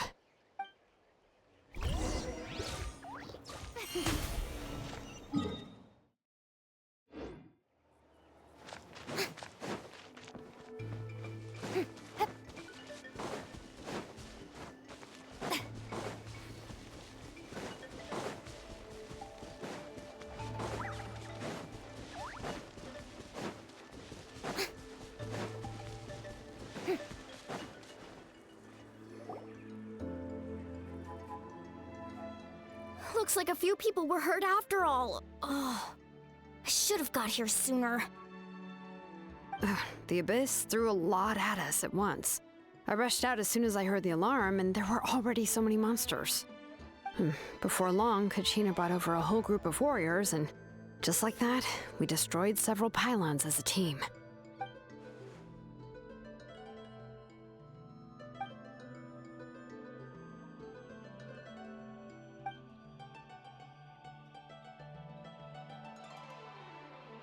You mean the situation in the Night Kingdom, right? Yeah, I feel the same way.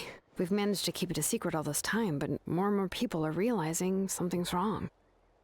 It's impossible not to feel anxious when things are getting worse by the second, and all we can do is wait. That just means we need to buy the Pyro Archon more time. Keep pushing, everyone. Every battle is worth something. You really are an eternal optimist, Mualani. You always find a way to cheer people up. Why, thank you. I guess it's one of my better qualities.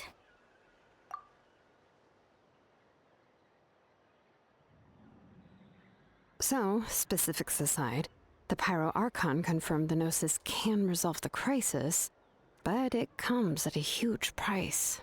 And somehow the captain finds out about it, goes to fight the Pyro Archon, and calls her out for having a solution but refusing to use it. Honestly, if he has the same information as us, I can't really blame him.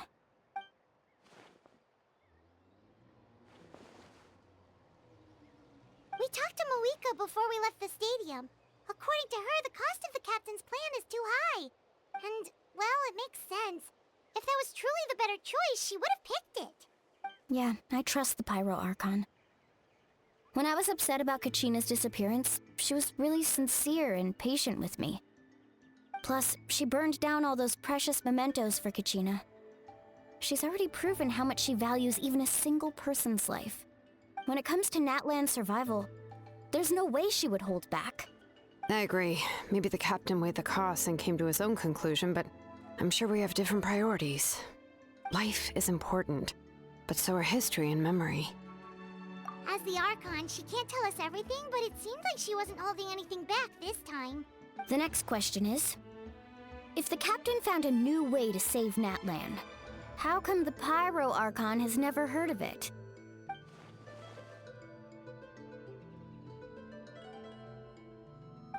This is all super confusing. We still don't have enough information. Once we figure out what the Fatui are doing, we'll have our answer. Let's head back then. Marika said her intelligence officers should return soon. With how many Fatui there are, someone's bound to give something away. Sounds good. I have a few theories of my own. With a bit more information, we just might get to the bottom of the whole thing. I was just about to ask. Count me in. If I was just a bit faster, we could have prevented a few people from getting hurt. People who could help us in the next battle. It's all a chain reaction.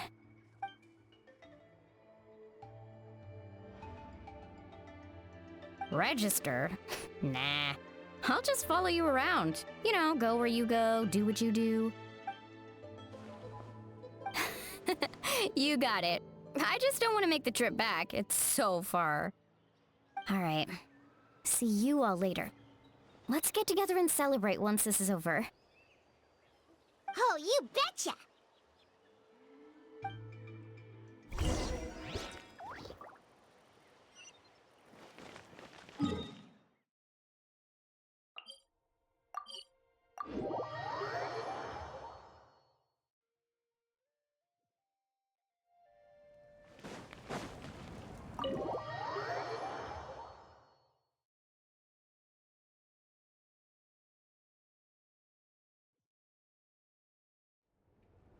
Marika!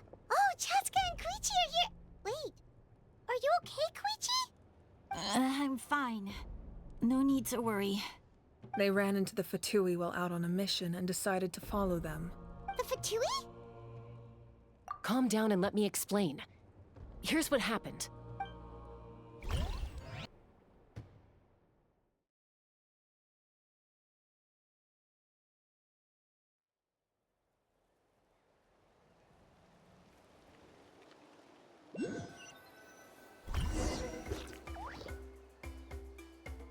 Watch out. It's the Fatui. Were they attacked by the Abyss? No, wait. It looks like they're protecting a group of travelers. Over there. Do you see? You're right. That's a traveling group from Natlan.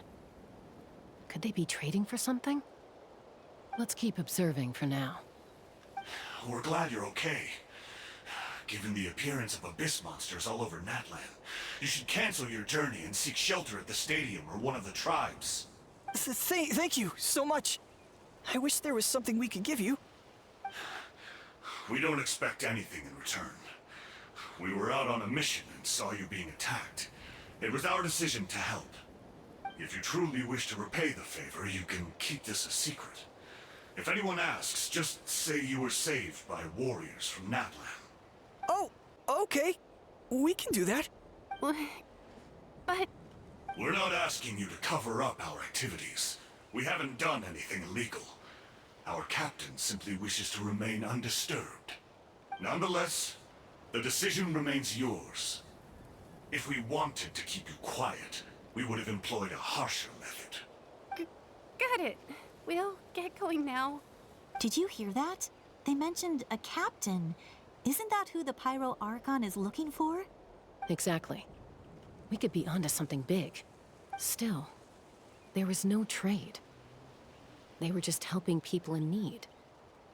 I didn't sense an ulterior motive. I didn't believe the captain when he said he wanted to save Natlan. But based on what we just saw, it's possible he was telling the truth.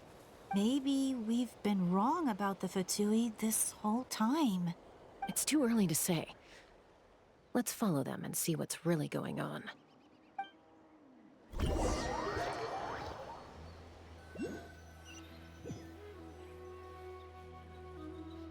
So this is where they were headed. Looks tricky. It's heavily guarded on all sides. Koichi, wait for me here. I'll go in and check it out. Oh, no you don't. How are you planning to get through all the guards? Look, I can use this terrain to my advantage. With our tribe's special way of getting around, I doubt they'll see me coming. We still can't see anything on the inside. What if you can't find cover? You won't have anyone to watch your back if you go in alone. The more heavily guarded the location, the more valuable the secrets. Even if the captain isn't here, we can still figure out what the Fatui are planning. That intel is worth the risk. Fine. You're not gonna listen to me anyway, so let me come with you. That's even more risky. You've been running around saving people for days. You're already at your limit.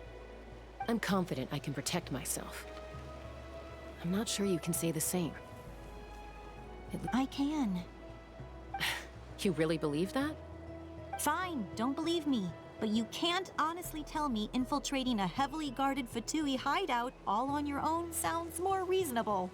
You know, growing up, even if I insisted on doing something, it never gave you any trouble. I'm not sure you can say the same. All right. If we start arguing, this will never end. We can't let this opportunity go to waste. Guess that means I win. Don't worry, you're not the only capable young person from our tribe. I can handle this. All right, same plan as usual. We split up, communicate with hand signals, make sure our blind spots are covered, and support each other once we strike. Got your ropes? Yeah, let's go.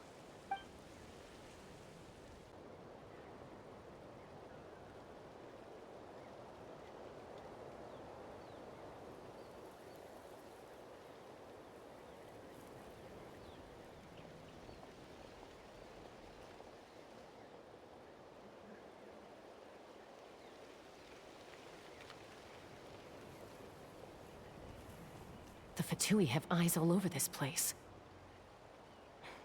I should wait for Koichi's signal.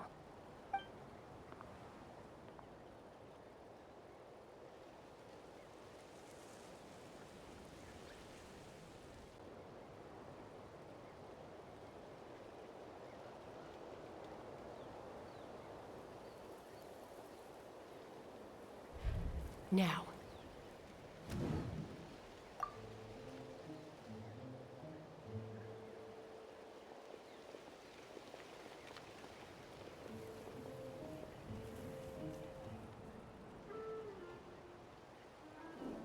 Not sure how many chances I'm gonna get. I need to act.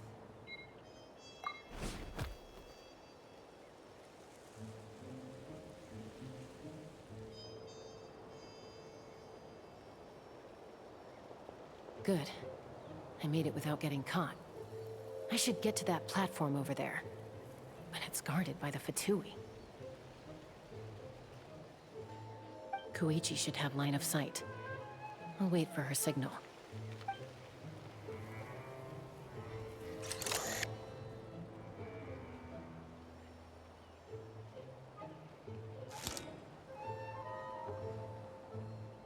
That's it. Now's my chance.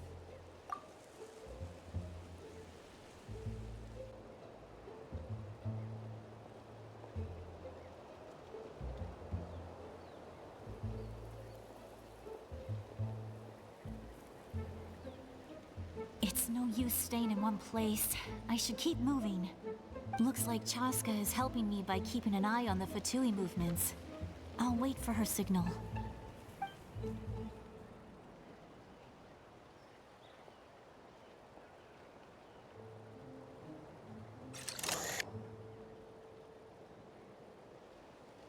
Time to move.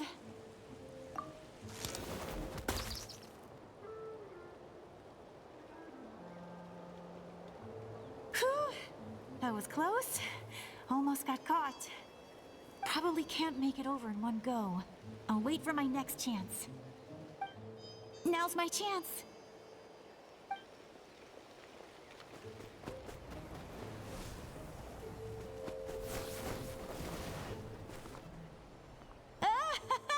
I made it!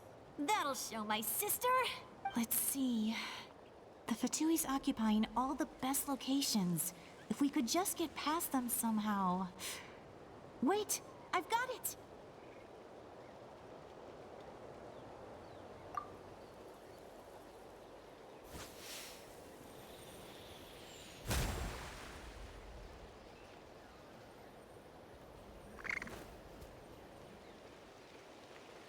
Huh?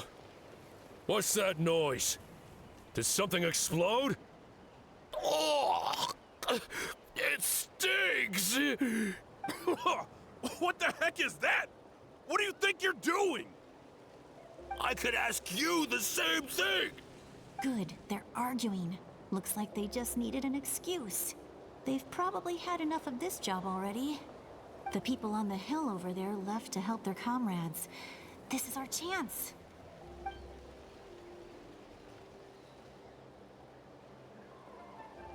Come get me, Chaska.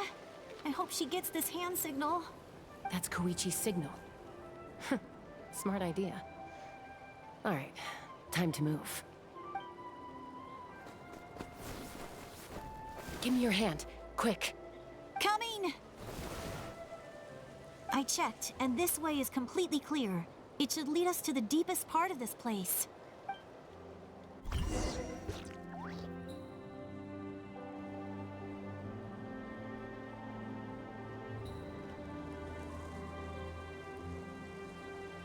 Well, I was pretty helpful, right? You know, everyone usually jumps at the chance to work with me. Not my own sister, though. No, she avoids me like her life depends on it.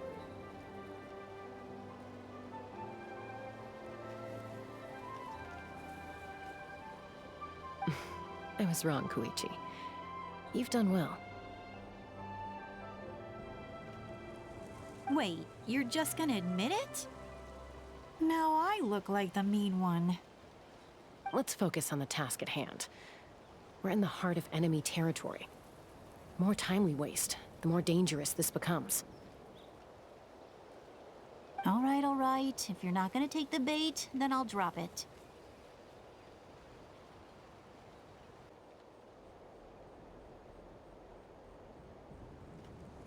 Looks like the Fatui are here to dig something up. I'm surprised they mobilized this many people. I doubt it's because they're interested in our culture and history. It seems like they're looking for a dragon relic called the Source Mechanism.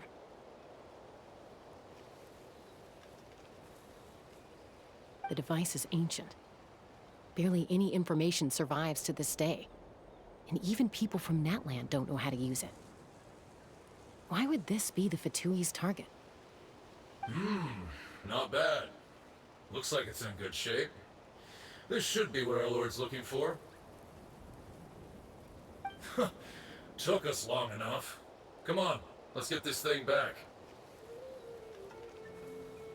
Back? Back where? Should we keep following? You really want to keep going? Of course! We make a good team, don't you think?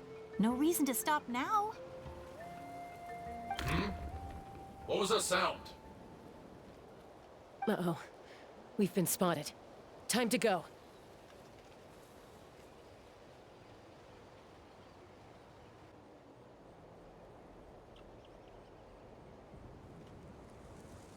Falling rock incoming! Watch out for your gadget! What? You'll regret that!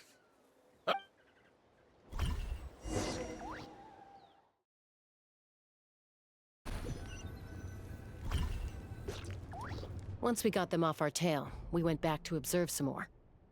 They'd collected several identical pieces of something.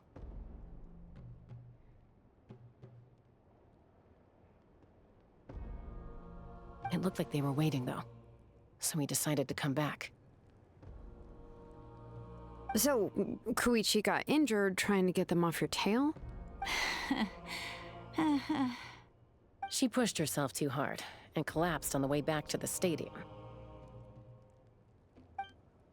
Well, I didn't cause you any trouble while we were fighting, right?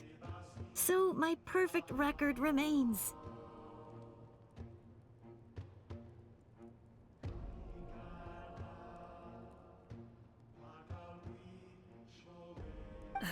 You've done very well. I could make a comment on knowing your limits, but it's not my place. I know. I'm already reflecting on my actions.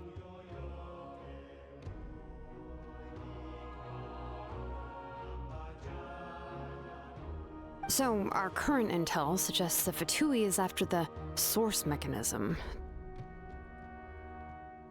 The device is a complete mystery, even to us. What does the captain want with it? I have no idea. But it's safe to assume the device could serve a similar purpose to the Gnosis.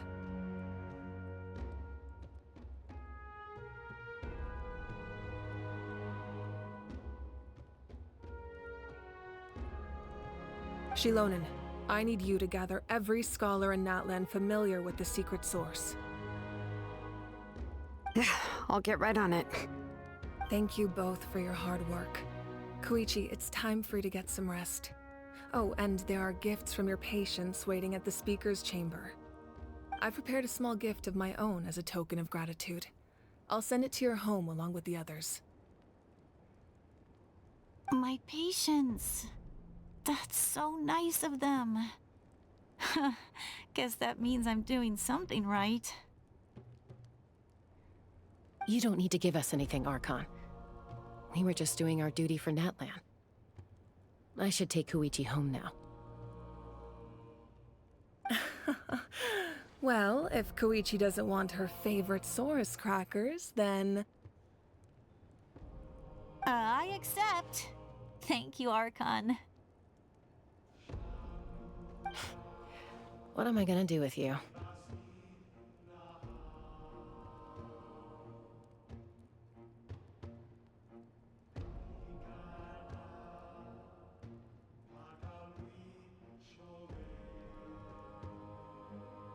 There's some for the rest of you as well.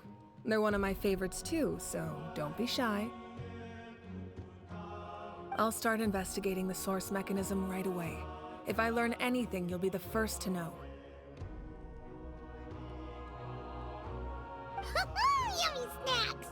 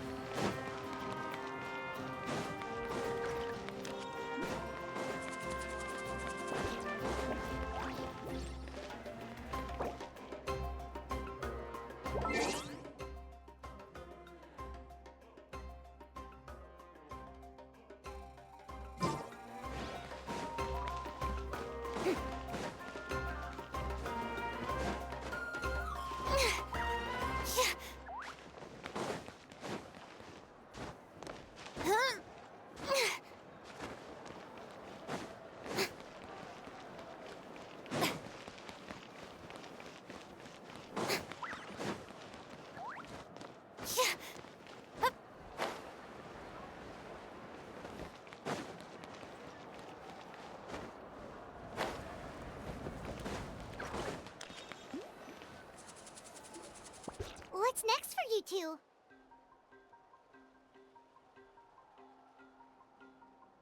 I'm taking Koichi home, with our parents there to keep an eye on her.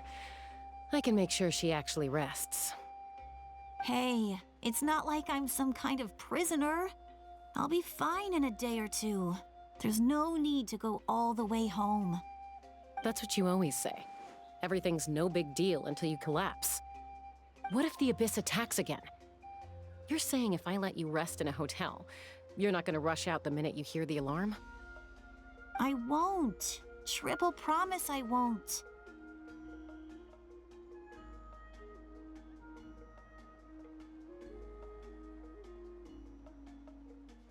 Mm-hmm. Fine. On the off chance something like that were to happen, I might. But I'm a doctor. I have a duty to help people in need, no matter how hard or tiring the work gets. I guess you're right. But I don't have to like it. Ugh.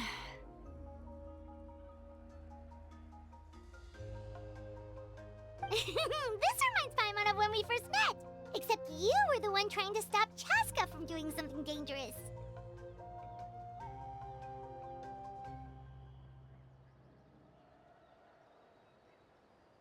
I'd do the same for anyone trying to put their life in danger. As a doctor, I don't want people to get hurt because of a rash decision.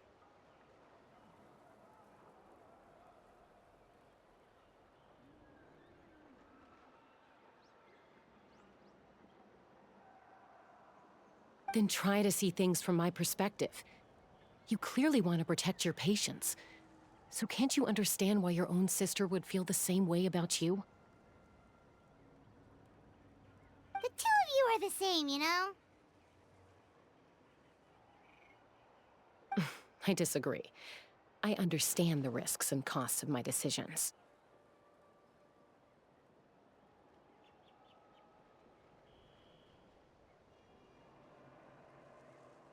Who wants to be like her? Overconfident, always making excuses when things go wrong. Ugh. That's just not true. You think I don't have proof? Okay, don't get into another fight. Just pretend Paimon never said anything. Don't worry, Paimon. You didn't do anything wrong.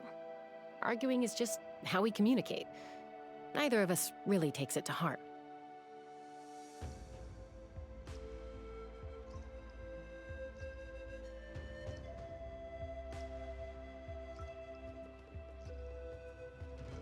Plus, I guess we are similar in some ways.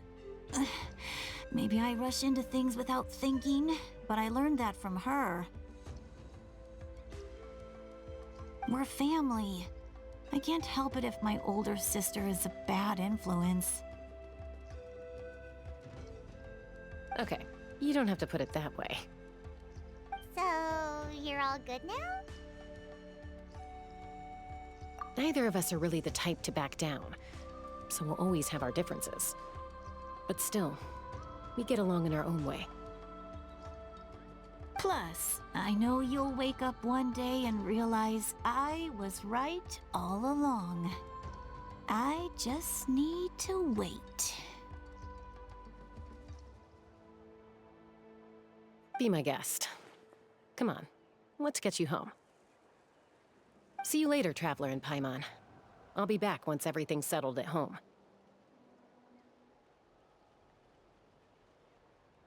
There's no rush. At least grab a nice meal with your family. Bye, you two. Take care of yourselves out there.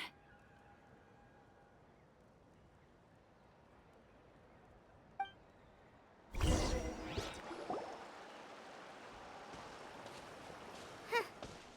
two will probably make up for real at some point, right?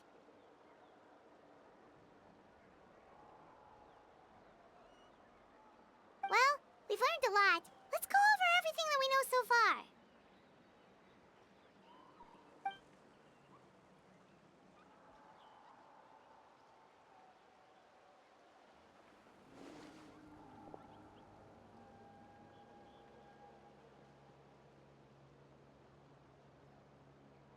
Ahem.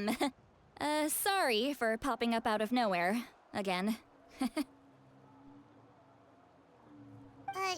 Why do you look so awkward?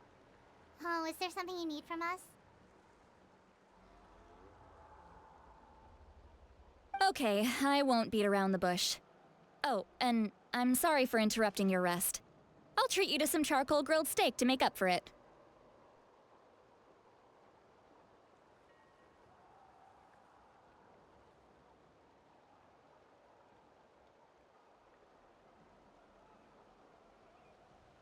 Awesome! Just give us your orders!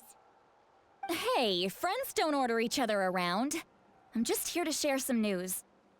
Remember what we talked about before parting ways? Oh yeah, you mentioned how Auroron has always wanted to save Natlan, and something about his soul being fragmented.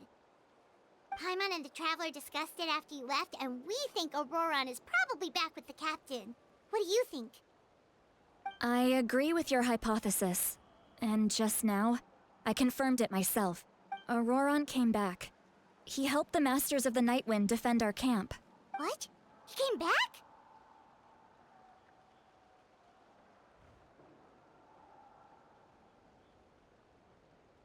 I told him to give up whatever he's doing, but he refused. He said they're just one step away from success, so there's no way he can back out now. Apparently, he came back to fulfill his duty to our tribe. When he left, he said it was because he still has a duty to Natlan as a whole. I'm surprised you let him go at all. I had to prioritize my tribe. Besides, the situation was intense. I couldn't focus on outside and inside threats at the same time. Plus, he was on guard. He knew I would try to go after him, so he made sure to keep his distance. I kept an eye out for a good opportunity, but it never came. All these years of calling me Granny, and I couldn't do a single thing for him in the end. Don't say that! Your tribe all raised him together, right? That couldn't have been easy.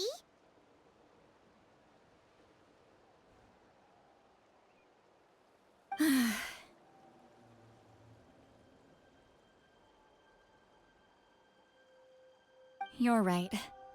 Seeing him come back reminded me of when he was little. Running around the tribe, dropping by random houses right and left.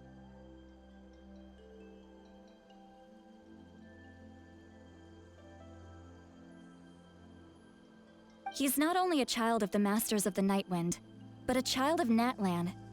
It's only natural for a child to want to do something for their family.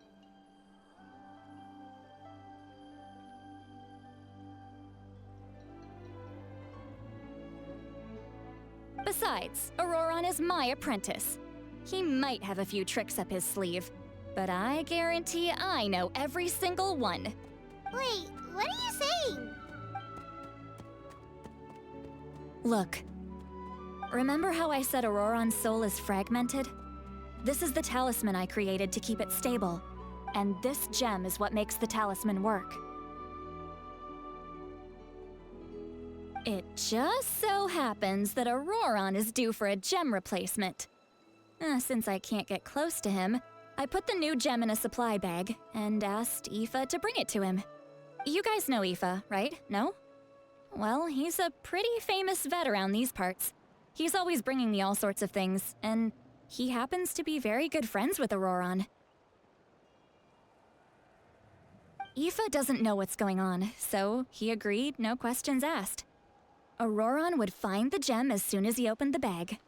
He knows how important it is, so I knew he would make the switch. He probably suspected that I tampered with it. But here's the catch. The trick is on the bag.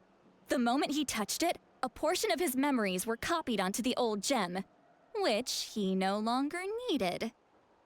That's amazing. You can do something like that? Most people can't, but I can. That trick he used to bring you to the Night Kingdom isn't anything special, by the way. My technique is much more subtle. He won't notice anything. So in other words, we have a whole backup of Auroron's memories in this gem. The kid thinks he can take me on? Like I wasn't the one who taught him everything he knows? That's amazing, Seat Lolly. Let's take a look right away. Once we get to the bottom of this, we can finally track him down.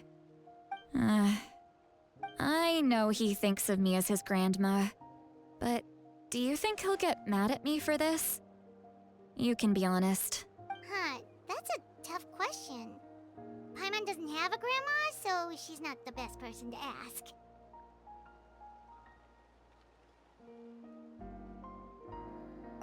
To be honest, I've always doubted my ability to look after him.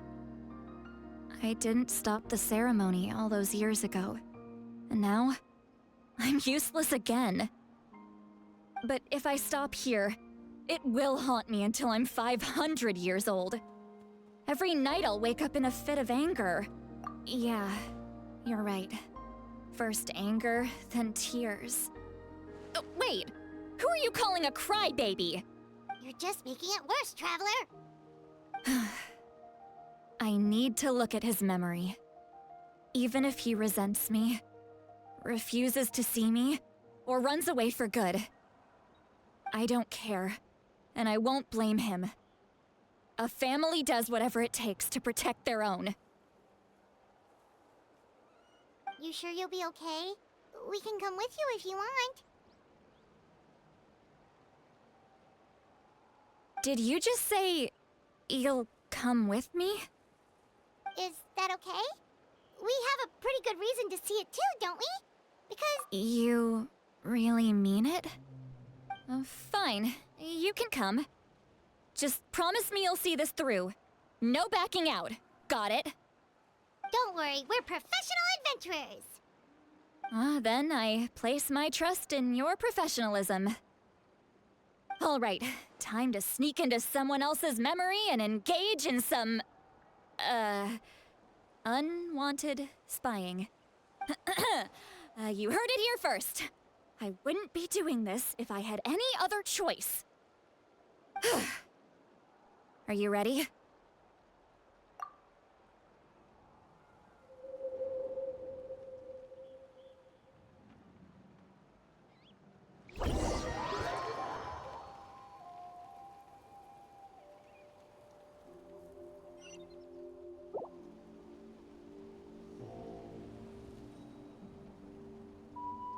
Look how good you're doing.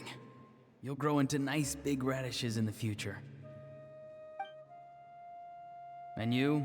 Aoife says you're taking up too much space, but I think you're a good tree. What do you think? Hey! How's it going, Auroron? Good. How are you, Uncle Okanbi? Can't complain. What you up to? Naming your vegetables again? No, just some idle conversation. Sounds fascinating. What did they say? They told me you were coming and that you would take some produce with you. Ha! Only if you're offering. By the way, I ran into Aoife yesterday. He told me Chaska's fostering a saurian at his place. Said the thing trampled over a part of your radish garden. I hope you two didn't get into a huge fight. No, don't worry. I'll find a way for him to make it up to me. I've already wrapped your share of the produce. Here you go. You really knew I was coming. That's pretty amazing. Light up the smoke and you can see the path through the shadows. That's what everyone says. Hey, have you seen that strange group of people that just appeared out of nowhere? Appeared out of nowhere? I don't think so. It's the Fatui. Their leader seems like a big deal. He didn't bring many men with him, but they're all elite warriors. It seems like they're looking for someone, but I wouldn't go around asking too many questions. If you run into them, be careful.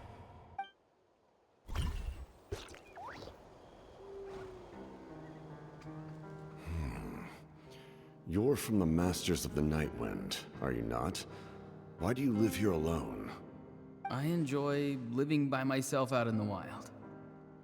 I guess you're from the Fatui, the one everyone's calling a big deal. Not an inaccurate description. I'm looking for someone who may be known to you. Citlali is her name. Granny? What does an Outlander want with her? I've heard the name. You have business with her? There's no point to further questioning if you insist on hiding things from me. I shall seek answers elsewhere. Oh, he could tell I was lying, and now he's leaving? He gave up just like that? Hey! At least tell me why you're looking for Citlali. It's none of your concern. I have my own means of tracking her down. Why are the Fatui looking for her? What does she have to do with them? I can't just let them go like this. I have to figure out what they're planning.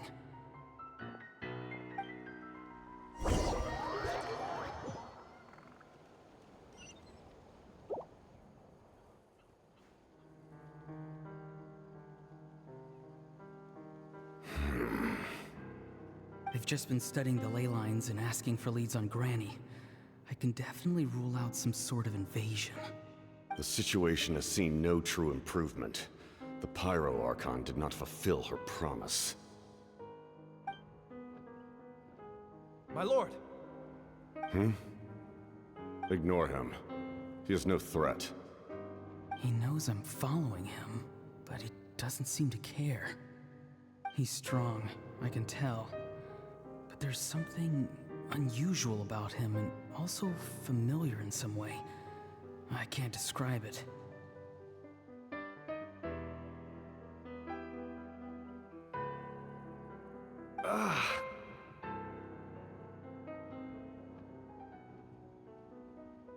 What is it? My lord, I feel dizzy. A ley line disturbance. Certain presences have been forced to wander outside their rightful realm.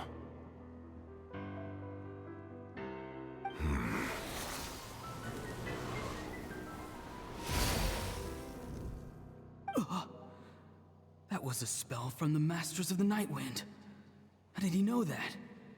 Is he sending those escaped souls back into the ley lines?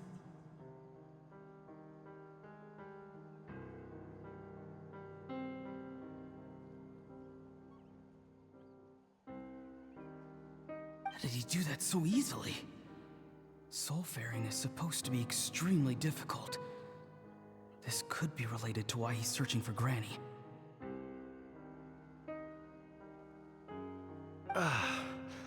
I feel much better. Thank you, my lord. Think nothing of it. Stay vigilant, and continue to gather information. The Abyss could attack at any moment.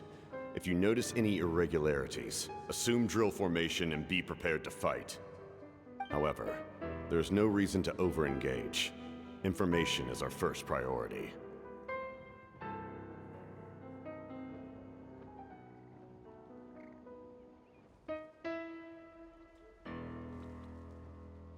Yes, sir.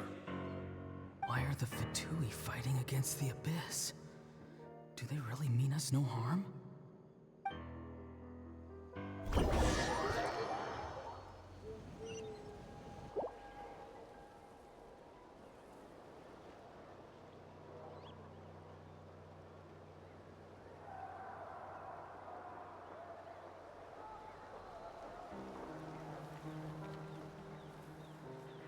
I've been following him this whole time and still they ignore me?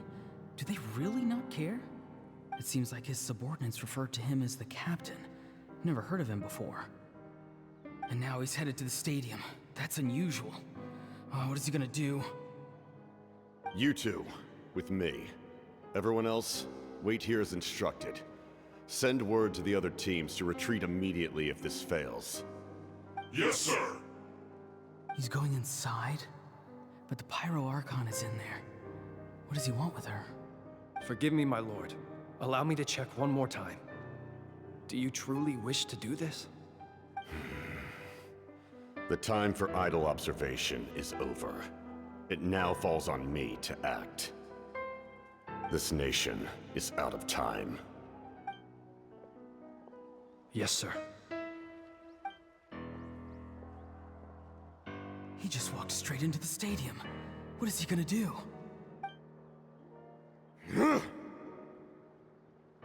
They're both incredibly strong. How long will they have to fight until someone comes out on top? Wait, this feeling.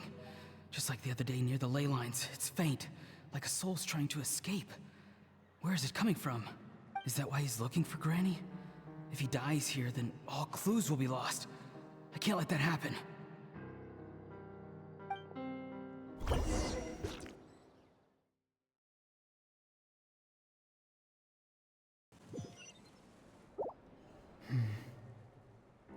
As for you, I must confess, I did not expect that little trick of yours to save the day. No matter how dense the fog, as long as the sun remains, we cannot turn day into night. She could have dispelled it. She simply chose not to. You don't have much time, and you're injured on top of that. What do you plan to do next? I'm beginning to see just how useful you may turn out to be. You heard something from here, didn't you?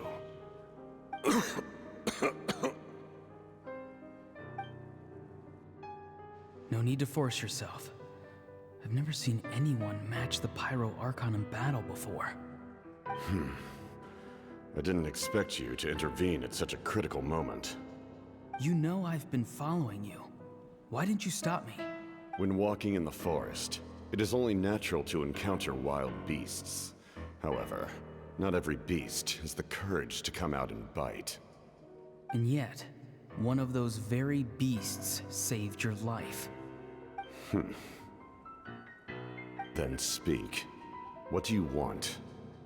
I didn't save you because I wanted something. My soul is more perceptive than others. I can sense that the ley lines are extremely weak. I don't know what the Pyro Archon is planning.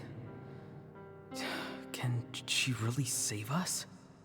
The questions you asked her just now, well, I've had very similar doubts. So I felt like I had to help you. So, you can tell the truth. That was quite a reckless decision to make. I'm not sure you realize that. There's no turning back for me now. What I did back there is going to get me in a lot of trouble. You attacked the Pyro Archon in broad daylight, and I used my spell to save you. A single glance was likely all it took for her to recognize my tribe. So, Seem to care little for my thoughts on the matter. it's too late for that. Start from the beginning. Why are you looking for Citlali? Do you know her? Explain your relation to her first. I know you two are acquainted. It was obvious the moment I mentioned her name. Citlali is my elder and my teacher. She taught me everything I know. It's my duty to protect her. If you truly wish to protect her, you should have let me perish at the Pyro Archon's hand. Yet, you chose otherwise.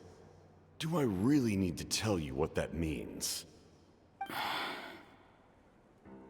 I want to do something to change Natlan for the better. Something I can accomplish with my own two hands. You're stranger than anyone I've ever met. But maybe, just maybe, you can show me the way.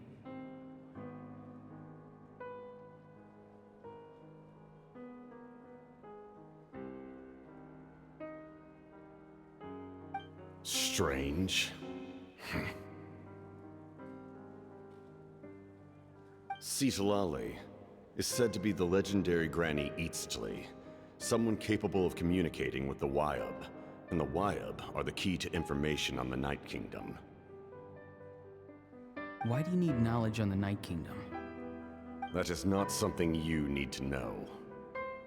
Don't forget, I saved your life. Do you not believe the Fatui capable of betraying a debt? People can lie, but souls cannot. I can tell there's a weight to your soul, a sense of justice.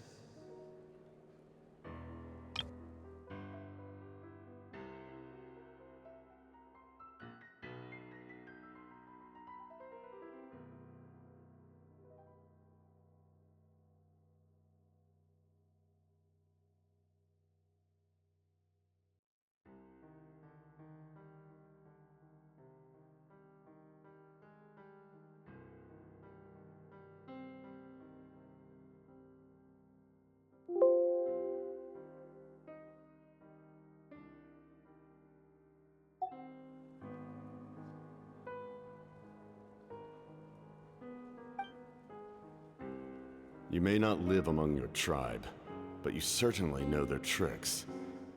I apologize for my rash judgment. You are more capable than I imagined.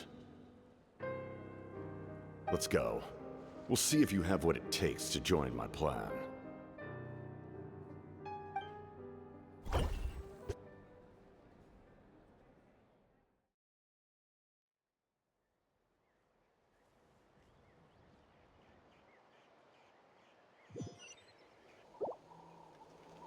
I see. Interesting approach. Worth trying, I think. Rather than weaving a net to protect the ley lines, this method would address the root problem by reconstructing the ley lines themselves.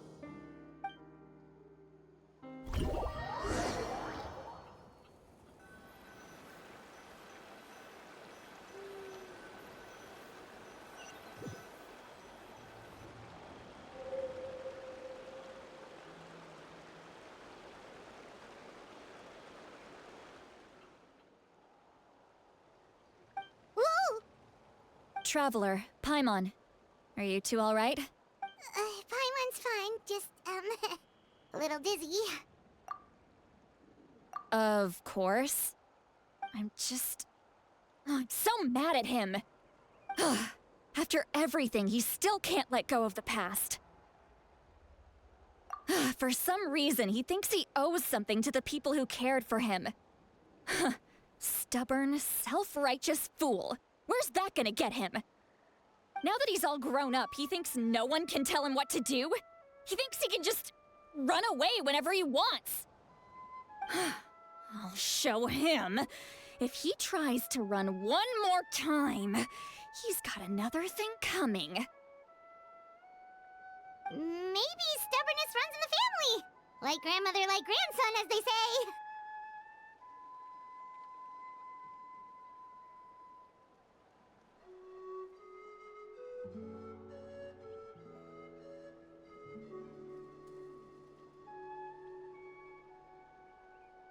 Is that supposed to be a compliment? Huh, that kid's got nothing on me. Anyway, back to what we just saw. I don't even know what to make of it. Yeah, the captain seriously wants to reconstruct the ley lines? What does that even mean? Something like the loom of fate, maybe? But how does that help with the abyss? The loom of fate? Oh, it's kind of hard to explain. Basically, it's a device from Conrio that has unbelievable power. Anyway, if he really wants to manipulate the ley lines, everyone in Natlan will be affected. Oh, this is big. Which means the captain has been honest from the very beginning. Auroron's memory proves that. Why is he so obsessed with saving Natlan? Oh, we've got to tell Moika about this right away. Yes, she needs to know about this. Now.